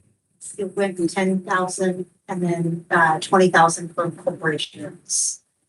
Subset, and then to 30,000 for subsequent violations. Yeah, you could do a second for 30,000, but you're not gonna keep citing somebody, especially if they're appealing it, you're gonna go to an accusation. Right, that's the way it is. And if you don't have workers' comp, you pay your $10,000 fine and we find you still don't have workers' comp. We could hit them for, I guess, up to 30,000, but it costs us money to defend an appeal. And so we'd probably do an accusation at that point or make a referral to the DA. Are they required at that point to get workers' comp in addition to paying the $10,000 So fine? the requirement is also to stop and have an existing exemption today, which is allowed until 2028. You no longer qualify. You don't qualify to file a second one. Yep. I just wanted to make sure there was follow up on it. I know we talked about it, but we were doing a summation. Well, Thank you. Those are great questions. Yes. This is kind of a general question. I've used my ignorance with this, but when the money that's collected for restitution, and I know that goes back to consumers, how does that actually go? If there's amount of money that they were out of pocket, do they get every penny back? Do they get a portion of that? How's it allocated? And how long does that normally take for people to get that money back? Yeah, if I could maybe comment on that. So a lot of the restitution occurs at our intake and mediation center. And just to kind of give you some, I think I might have mentioned it earlier, but to handle the 1,400 complaints or more we receive every year, we have approximately 100 staff. So we have 30 staff service analysts, and they're trying to resolve and mediate a resolution. And it is paid by the contractor to the consumer. Now, it can be done a couple of different ways. You might have a situation, a lot of the cases where the consumer has had to hire somebody else to finish the job or do corrective work. So they have a hard cost. That's brought to the contractor's attention. We have a demand list on our website for a consumer to send to their contractor that tells them, I'm requesting that you would pay this amount of money because you abandoned my job. That's one way it's made. Another way is through our industry expert programs. We do have an industry expert program where we send out other contractors to evaluate work. And so they'll go out and take a look at it. They write a report as to what is required to complete the contract or perform the corrective work. We use a formula to determine what the financial injury is. Basically, is what did you pay to your contractor? What would it take to correct and complete or pay to remove liens? You total that and subtract the contract price. And I think the third way that restitution is paid is through our administrative action. Now, candidly, a lot of consumers think the cost of the restitution is too low. It's not their actual cost. But when we figure this out, it has to be based on specific violations of law. It's not like civilly, you can make different arguments, but for us, we're gonna base it on or workmanship, or abandonment, or perhaps misuse of funds where you were paying money and didn't pay a subcontractor. So it's just not one size that fits all, but it's up to the contractor to try to resolve it by paying money to their customer to resolve the concern and that complaint. Thank you. Any other board questions? Any comments from the public? All right, thank you. Moving on. F2 Enforcement Program Update. The next item on the enforcement agenda is in the enforcement program statistical update, which begins on page 109 of your packet. And it includes a thorough statistical update. However, at this time, I request Enforcement Chair Steve Grove to provide a few highlights. Steve. Thank you, Chair Mark. I have 3 highlights I would like to share this morning, beginning at the middle of page 109 of your packet. The first highlight is titled Flooring Installation Complaint Results in $22,000 Settlement. A San Ramon consumer contracted to have hardwood flooring installed in her newly purchased home. Shortly after moving in, she noticed discoloration in the flooring on over 100 planks. She notified the contractor and he made multiple attempts to correct the flooring without success. Several inspections were conducted by flooring experts. The contractor offered the consumer a $10,000 reimbursement. However, she rejected the offer and filed a complaint with CSLB. The analyst in the Intake and Mediation Center was able to negotiate a settlement where the contractor agreed to replace the entire flooring, resulting in $22,000 in savings for the consumer. The next highlight is titled Elderly Couple Pays Hefty Price for an ADU and a Remodel. It's located at the top of page 110 of your packet. CSLB investigated a complaint involving an elderly couple who entered into an $825,000 contract with a licensed contractor for the construction of an ADU and a residential remodel in San Diego. 2 unsigned change orders increased the contract price to $952,000. The scope of work required a B general building license that the licensee did not have. The respondent received $200,000 in advance payment prior to performing any work. Remember, the limit is 10% or 1,000, which is ever less, so significantly higher. The respondent collected approximately $450,000 in total while performing minimal work. Respondent ordered windows, paid for in advance, acquired them, but failed to deliver or even pay the supplier, resulting in a mechanics lien against the property. After repeated failed attempts to have the respondent complete the work, the couple hired a separate licensed contractor to finish the project for over $300,000, resulting in a financial loss of $122,000. Upon completion of the investigation, it was determined that the contractor lacked the required notices and required verbiage in the contract. The contract was unsigned by both parties. As a result of these fraudulent actions, the couple's life savings were depleted. In October 2024, an accusation was filed citing multiple violations of contractor's license law, including abandonment, diversion of construction funds, substandard workmanship, contracting out of class, failure to cooperate with an investigation, utilizing employee labor without workers' compensation insurance, contracting with a suspended or expired license, accepting payment exceeding value of work performed or materials delivered. Basically, they did everything wrong. The case was filed in July 2025. The respondent's license was revoked effective December 4, 2025. This case was also referred to the San Diego County District Attorney's Consumer Protection Unit for criminal charges. The criminal case was filed. The respondent failed to appear in January of 2025, resulting in the issuance of an arrest warrant.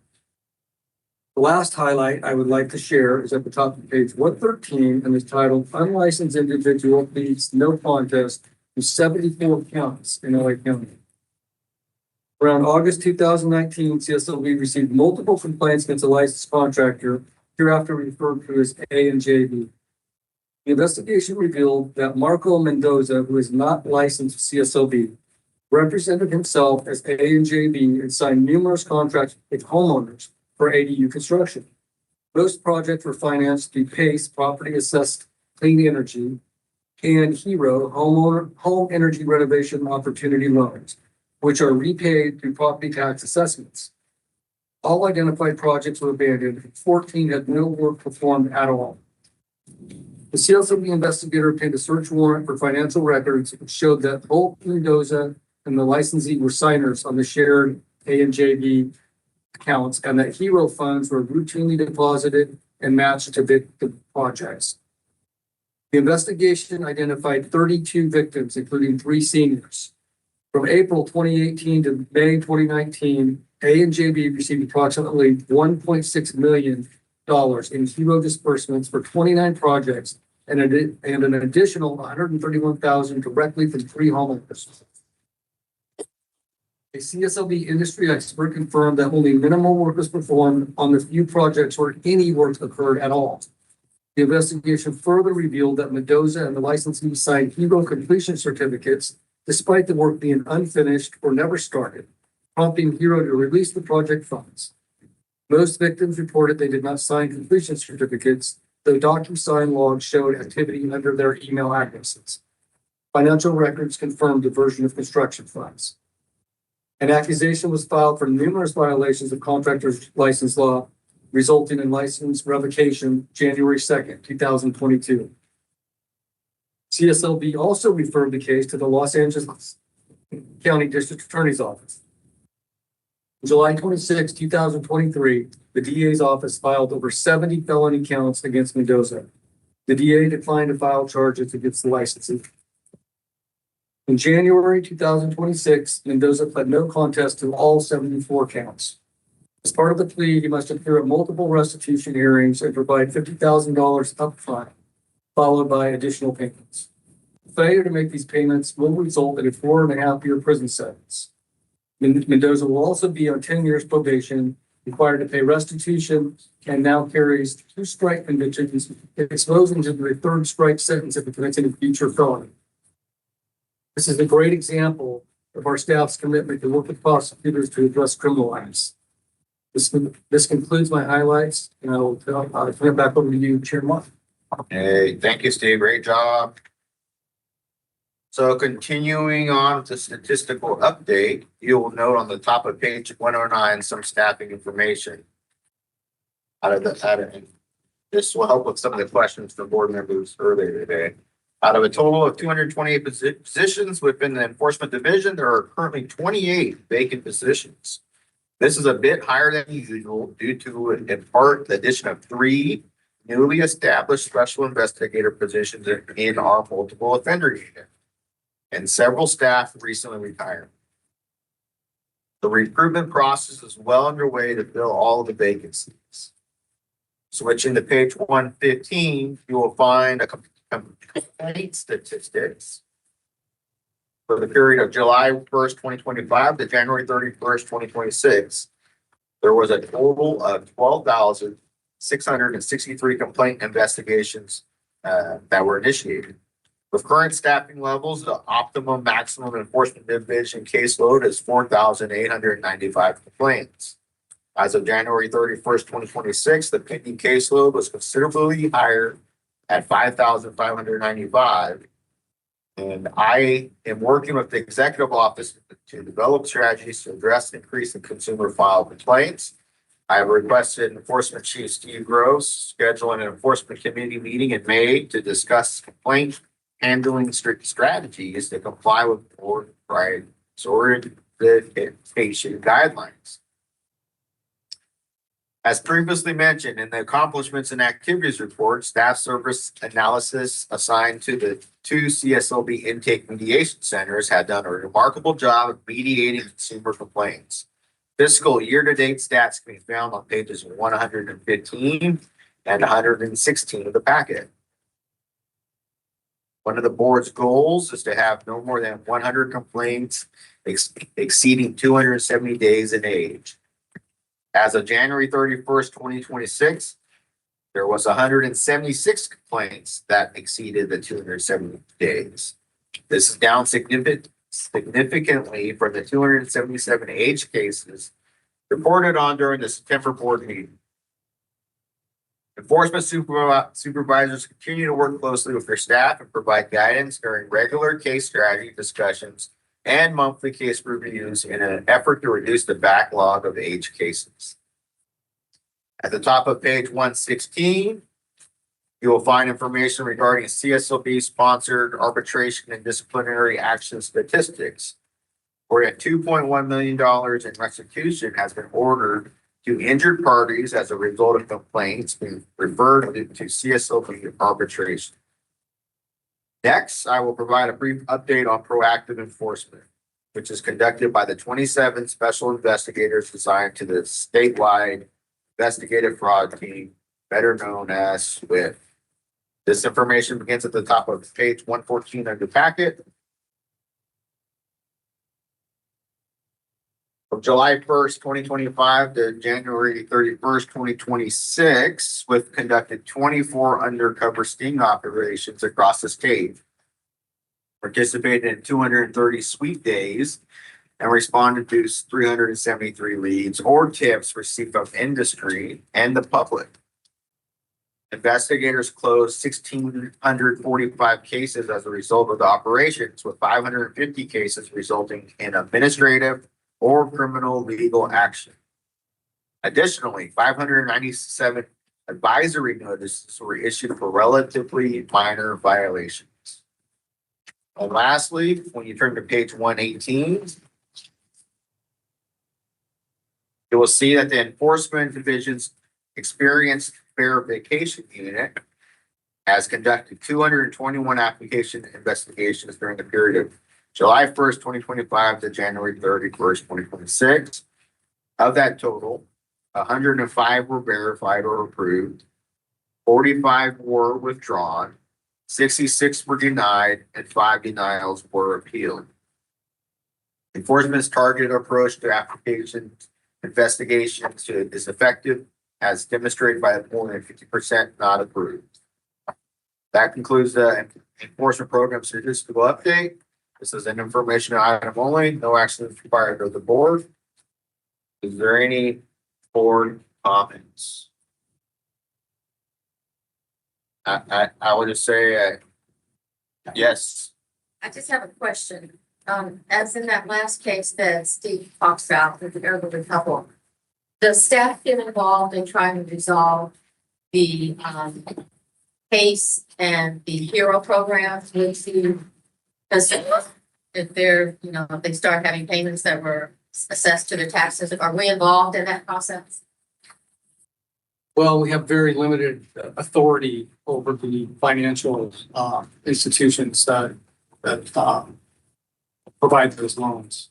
They do try, but there's not a lot we can do with those. Okay, so we have some input. Try. Right.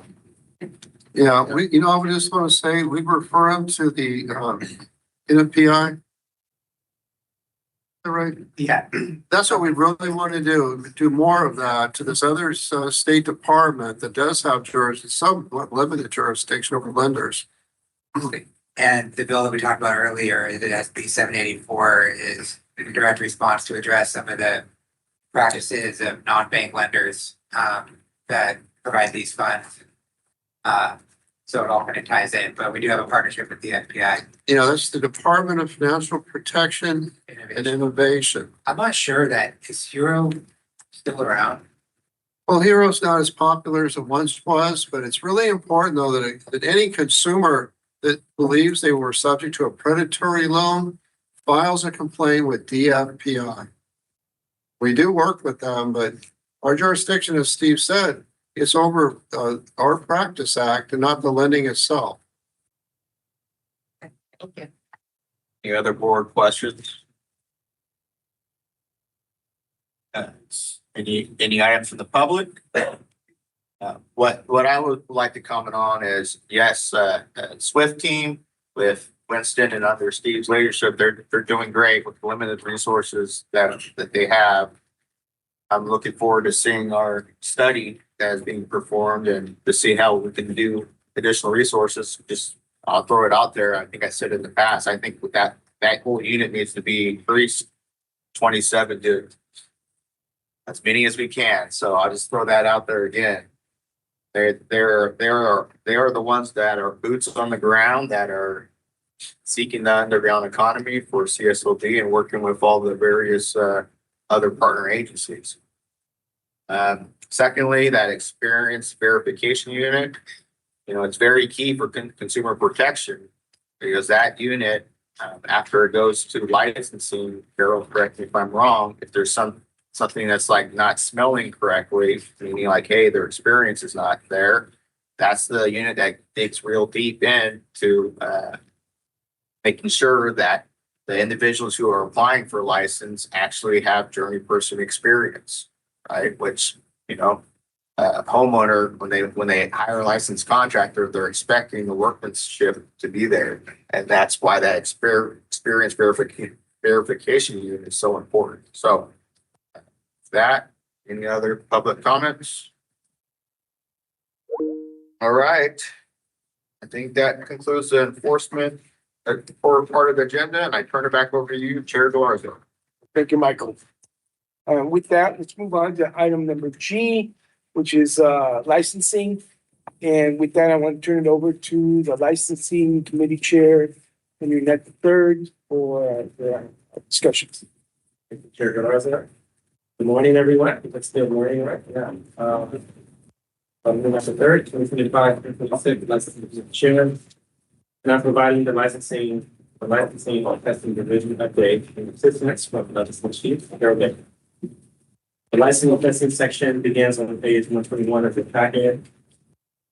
And activities and accomplishments for licensing in 2025.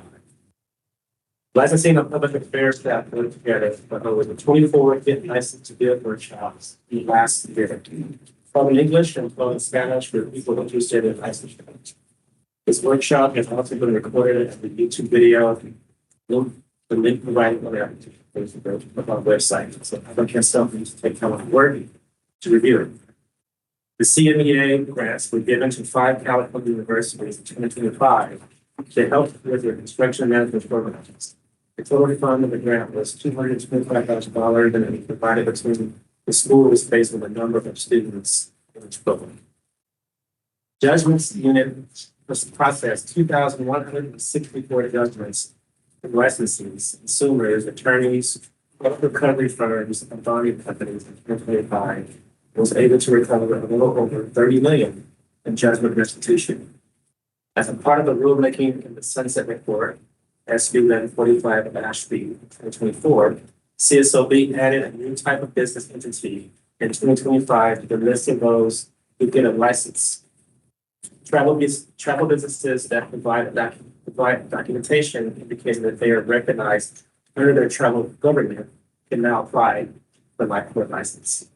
It must still meet other CSLB requirements, including having a qualifier with the necessary experience, providing a contractor bond, capacity exams, and proof of workers' compensation or exemption. As of December 2025, 2 companies have been licensed under this new entity type. In addition, CSLB sent a letter to all 115 federally recognized tribes in California informing them of this opportunity. CSLB has held long-standing agreements with Nevada, Louisiana, and Arizona for trading exam waivers under certain circumstances. In 2025, CSLB concluded an agreement with North Carolina, the Regional Building Trade, and B2 Residential Remodeling Trade. In addition, the board approved allowing trade exam waivers for candidates of any state that issues a general contractor license. These candidates must have been in good standing in the state for the past 5 years have passed the National Association of Contractor Licensed Agencies, Commercial General Agreements. CSLB's Veterans Application Assistance Program helped a number of candidates in 2025. Applications were expedited for licenses issued for 477 veteran applications. Additional 300 applications have been expedited and are still in the middle of licensure process. As for testing, 2025 saw the expansion of testing to states outside of California. CSLB candidates can now take any one of our 48 exams at a test center in Wilsonville, Oregon. In addition, for law and business and The law and business and 3 trade exams are offered at 20 DCA approved test centers nationwide. CSLB staff will also do more outreach to applicants to help them through the process. CSLB has programmed reminder letters to automatically be sent 9 months after candidates are approved to test if there has been no activity on their method.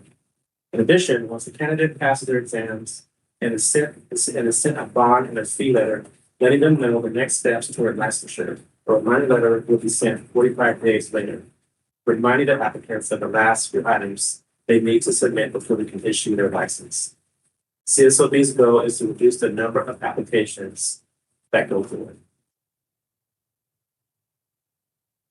So that concludes that report. Do you have any comments from the board members?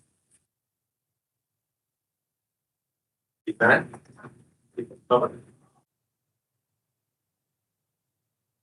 I'll give the licensing testing update. So licensing and testing program. For the licensing and testing program update, agenda item G2, please turn to page 126 in the packet. Regarding applications, the table on page 127 indicates the number of applications received for new licenses, additional classifications, replacement qualifiers, and home improvement salespersons.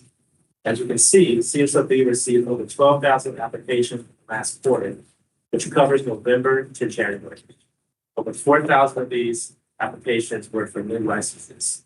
1,300 licenses added in new applications, and almost 800 were replacement qualified for the corporate or LLC license. On page 128, you can see that all of our processing times are still at 3 weeks or less.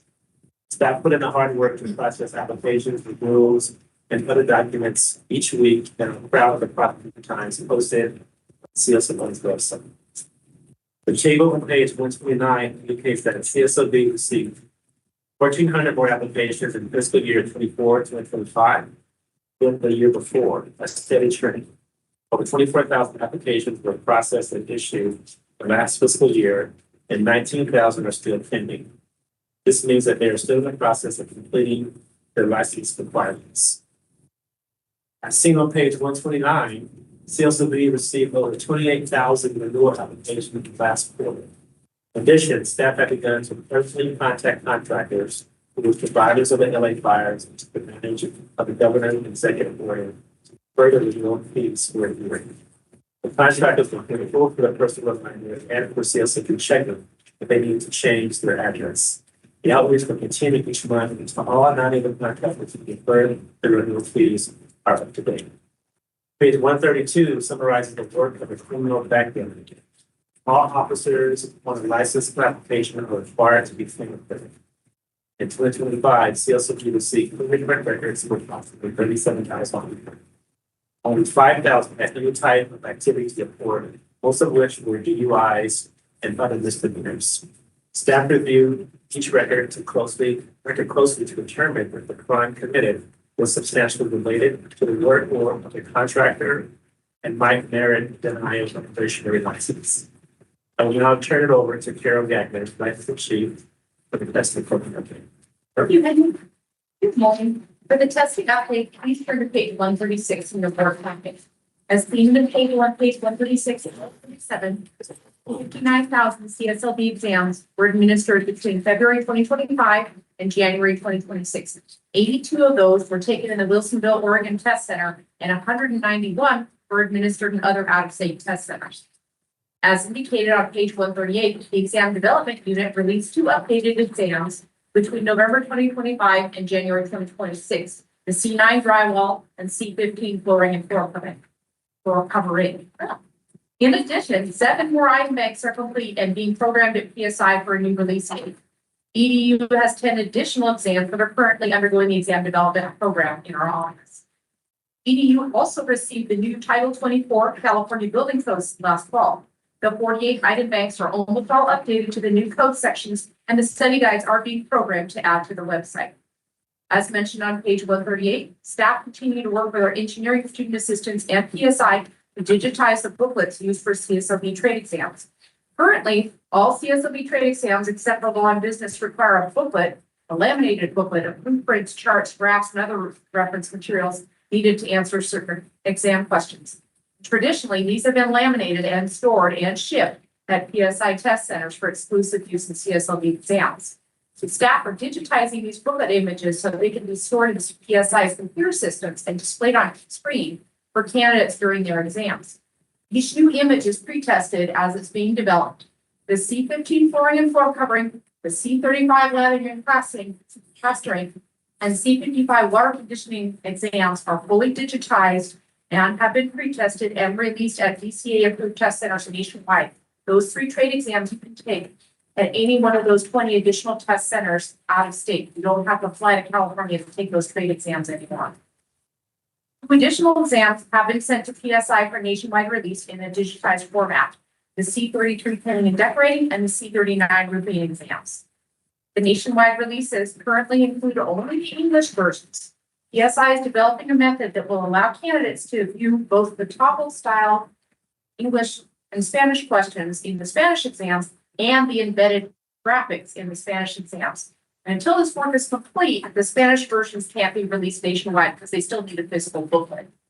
19 other trade exams are in development and being pre-tested for digitized and embedded graphics. Over time, the digital conversion process will reduce CSLB's costs associated with laminating and shipping booklets. We're going to save on postage and will enhance overall security. The Spanish exam updates began on page 138. This is part of CSLB's ongoing efforts to reduce language barriers for applicants and licensees, part of licensing strategic plan item 1.1. Between February 2025, January 2026, over 11,000 Spanish exams were taken by CSLB candidates. The most frequently selected are, of course, law and business and the B general building exam. After that, the 2 most common are the C33 painting and decorating and the C39 roofing trades. CSLB IT staff are programming a means by which technicians can enter a candidate's language. So when we key in the application, when we receive it, we're going to be able to enter the language preference into our records. And then it's going to be easier for candidates to receive materials in Spanish and English if that's their preference. And this will allow other letters to be translated into Spanish and sent to candidates who are more comfortable using that language. So I'll turn it back to Henry for comments. Thank you, Chief Carroll, for that report. Are there any comments from the board? I appreciate you saving postage. Thank you. Thank you. Any comments from the public?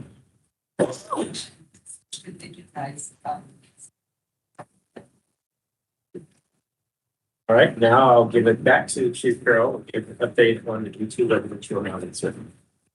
All right, so the next item on the agenda, item G3, starts on page 141 of the board packet. In the December 2025 board meeting, the board authorized licensing division to survey all of the current D2 residential remodeling license holders to determine their interest in adding a B general building classification to their license.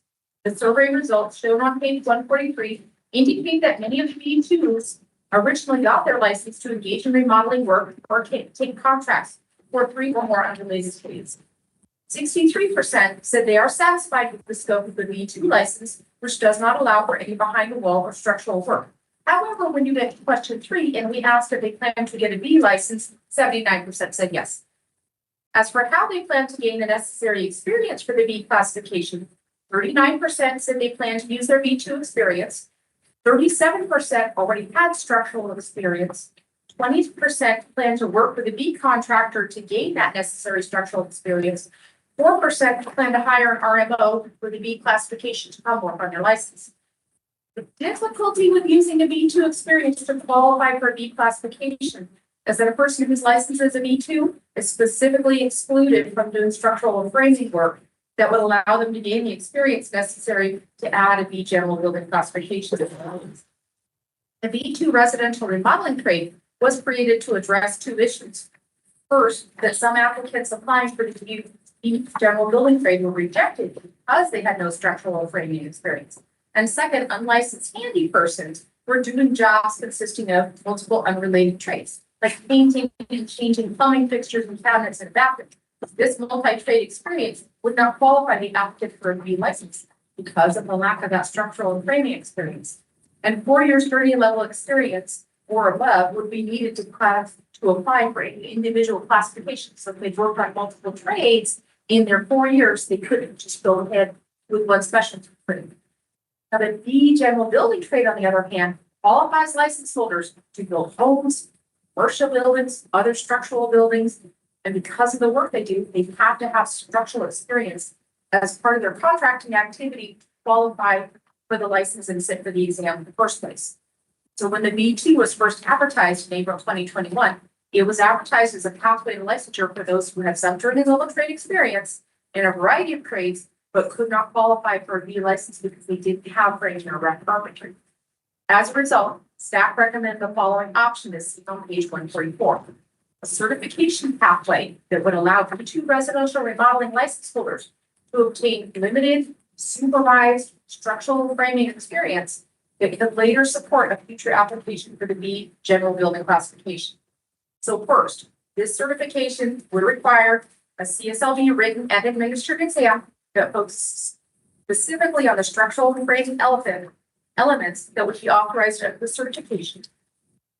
The new certification would allow certification holders to build non-habitable structures like garages, sheds, carports, greenhouses, pergolas. So these structures do require framing to build. And many of those projects require building permits in California if they are larger than a 10 by 12, or if they have plumbing, electrical, or HVAC work. As a result, the certified B2 licensees who get this certification would perform permitted, inspected, and finalized structural work that can be independently verified, and they're going to have permits for as part of the certification. The proposed certification would specifically exclude structures built for human habitation, such as houses, ADUs, and home additions. This protects consumers while still providing those B2 contractors with a path to gain legitimate structural experience. The certification would then require the B2 licensees to hold and use that certification for 2 years before they are eligible to apply for B classification. Then, to qualify for the general B, they would need to show completed and signed off permits for the type of structure listed under the certification, 4 years of journey level or higher experience, which could include their B2 work, and must include the certification for structural if we do not already have other framing or structural experience. Because these would be licensed contractors who are adding a certification to their license, they would already have that $25,000 contractor's bond. Would already be fingerprinted. They would have already taken the law and business exam, and they'd already meet other licensing requirements. So I will turn it back to Henry for comments and questions. Thank you again, Chief Carroll, for the thorough update, and I appreciate the hard work that you and the staff are doing in creating a pathway to obtain this license. Are there any comments from?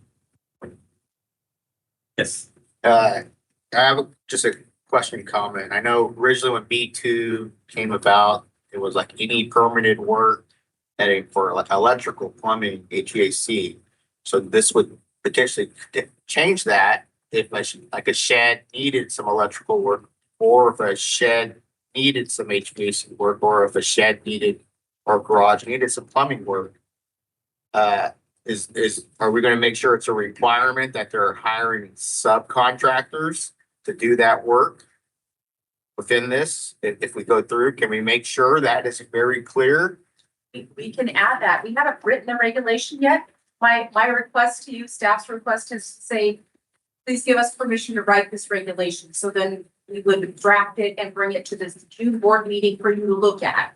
And then you can decide. And I can understand that concern, and so thank you. So that would be a request for me as one board member, that if they do need a full permit for let's say a new garage, so they can get the structural, that all work within those specialty licenses need to be subcontracted to a licensed subcontract contractor. That is my request.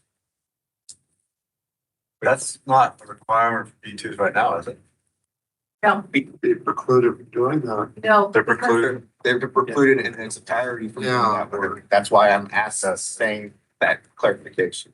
So right now, the B2s can't even do any behind the wall. So they're not installing this stuff. They're changing out light fixtures and plumbing fixtures, but they're not installing behind the walls. But I think that the difference is as they start doing larger work, which would require subcontractors potentially, that we make sure that they're requiring and that they would be using subcontractors for that specific work. Yes, I understand. I understand. You have a question from the board? This would be that part. Any question from the public? All right, so I would like the board to consider following motion. Direct staff to draft proposed regulations for B2 certification to allow B2 license holders the opportunity to safely gain structural training experience.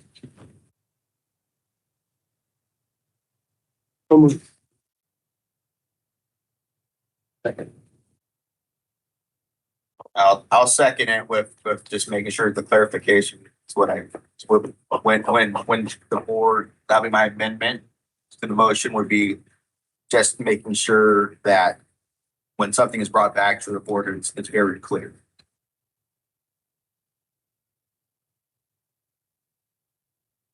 Any other comments? Others? Miguel Galarza. Aye. Alan Gallo. Aye. Rodney Koval. Joel Barton. Aye. Amanda Gaio. Aye. Diana Love. Aye. Michael Mark. Aye. Henry Nutt. Aye. Joseph Preciado. Aye. Thomas Reeves. Yes. Motion passes. Thank you. Please compose the last thing we have to that bit. Back to you, Chair. Thank you, Mr. Knight. So the last item on our agenda for the day is public affairs. And with that, I turn it over to Diana Love, our public affairs chair. Thank you, Chair Galarza. I'm Diana Love, Public Affairs Committee Chair.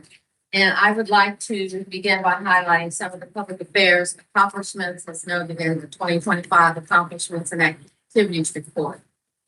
A significant accomplishment that CSLB held 52 senior stand stoppers seminars this past year, enough each week of the meeting, reaching communities around the state and educating about key details when hiring a contractor. Chair Miguel Galarza presented at a senior scam stopper seminar with Assemblymember Alex Lee in October. In April of this coming year, I will be presenting a senior scam stopper seminar with Assemblymember Juan Carrillo. In 2025, Public Affairs also created a video version of the senior scam stopper seminar to provide the presentation to consumers at their convenience. There was also added the CSLB website. Throughout 2025, Public Affairs made significant updates to the website, including the Disaster Help Center following the Los Angeles County wildfires. This is in line with Public Affairs Strategic Plan Goal 4.4. Beyond the content updates, Public Affairs has made significant progress on updating the CSLB's website to ensure it is more accessible, user-friendly, and responsive to the needs of consumers and licensees. Our team has worked to simplify and clarify language used on the site, making information easier for the public to understand, also following Public Affairs Strategic Plan Goal 1.1. The Public Affairs Office is also conducting an extensive review to ensure all content is accurate, up to date, and reflective of current policies and programs. As part of this effort, PAO is removing outdated material, eliminating broken or obsolete links, and reorganizing content to improve navigation. These updates reduce confusion and improve the overall user experience for consumers and contractors who rely on CSLB's website to access essential information. This is part of a larger website audit initiative across CSLB to better streamline pages so that the public can more easily navigate the website. Further updates include a request I suggested for a contact form for the executive board and board members on the website to provide access to the public. Messages received through this form would be screened by staff to determine the appropriate recipients and response. The development of this page and form is underway with further updates expected ahead of the June board meeting. This is an informational item, so no action is required of the board. Do any board members have any comments? Are there any comments from the public? Seeing none, I'll go on to the next item, which is Public Affairs Program Update, which is on page 153. The Public Affairs Office, or PAO, is responsible for media, industry, licensee, and consumer communications, as well as outreach. They provide proactive public relations, respond to media inquiries, and develop and distribute publications and newsletters. PAO creates content for CSLB's social media channels and website, including webcasts and videos. As the recovery and rebuilding continues, following the Palisades and Eaton fires in January 2025, the Public Affairs Office has continued its disaster outreach. CSLB participated in task force meetings and posted regularly on social media to spread awareness about hiring licensed contractors for rebuilding. During a Hire the Contract workshop in February 2026, CSLB, along with the Los Angeles County District Attorney's Office and the Los Angeles County Department of Business Consumer Affairs, provided details about vetting contractors and ensuring they follow payment rules as they apply to reconstruction in disaster areas. In addition, CSLB staffed one local assistance center, LAC, in Hesperia in January of 2026. Following a mudslide in San Bernardino County in late December. On page 154, you'll see the video produced by PAO through the end of January. This includes the What You Should Know Before Building an ADU video, which was shared during the November's committee meeting, and new social media videos that help consumers find licensed contractors and check a license for contractors. On page 155, details how PAO is increasing CSLB's following on social media. CSLB maintains an active presence on Facebook, Instagram, X, and LinkedIn. The most popular post on Facebook was posted on December 11th and had information about how consumers can contact SWIFT investigators to report unlicensed and unscrupulous construction activity. The most popular post on Instagram was posted on January 1 and discussed new laws, including Assembly Bill 521, which clarifies that CSLB is not liable for attorney fees in civil claims involving a contractor's cash deposit filed in lieu of a license bond. This change helps define CSLB's role in such disputes and limits its financial exposure. Please note that this post is on page 157 in the packet mailed to the board members and on page 59 in the online edition. Beginning on page 160, you'll find the outreach events CSLB attended between November and January, including both senior scan stopper and consumer scan stopper seminars. Following that is a list of the publications and reports CSLB completed between November and January. This includes the 2026 edition of the California Contractors License Law Stamp Reference Book. The Public Affairs Office also writes and publishes content for internal communications, with the intranet articles between November and January listed on page 160. These include recognition of CSLB staff for various achievements and posts about moral building events like CSLB's Chili Cook-Off an annual employee appreciation luncheon ahead of the holidays. On page 162, you'll see that CSLB's Public Information Center generally has maintained average wait times under the board's goal of 6 minutes. In January, wait times increased to about 7 minutes. Many of the inquiries the call center receives are related to licensing application status, and Public Affairs regularly works with the licensing to see where applications and instructions can be clarified and frequently asked questions updated on the website to reduce the number of calls. Since this is an informational item, no action is required of the board. Do any board members have any comments?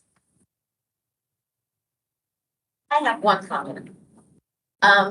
We've been talking about ADUs, and I just want clarification myself personally.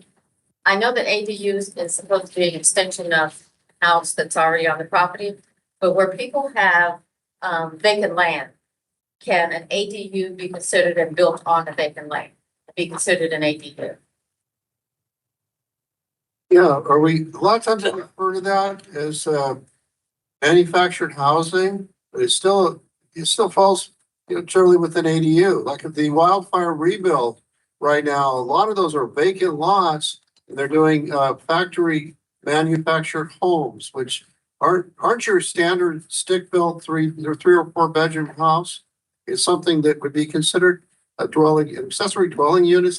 It's not accessory in that there's no existing proper structure there, but it's manufactured housing and it's very similar. What's an offsite build ADU? Are there any comments from the public? If not, this concludes this agenda item, and I will turn it back over to Chair Lawson. Thank you. It's love as always. Good job. So with that, we go on to action item I, which is going to be a closed session. We're going to be moving into this to consider one item. This session will be our last item for the day. Discussion for this agenda item is not open and viewed for viewing for the public. Should last about 15 minutes. And we will briefly reconvene our session to an open session and then adjourn the meeting. This will not be live cast. So with that, and then lunch and the tour will be after that. So with that, it is, there won't be an open session after the closed session, but there'll be a brief tour and lunch. Okay. There you go. You just have to ensure. Thank you for that, Claire. It is 11:50, so we're into that closed session. Are we good? It's not going on to leave. This will be quick.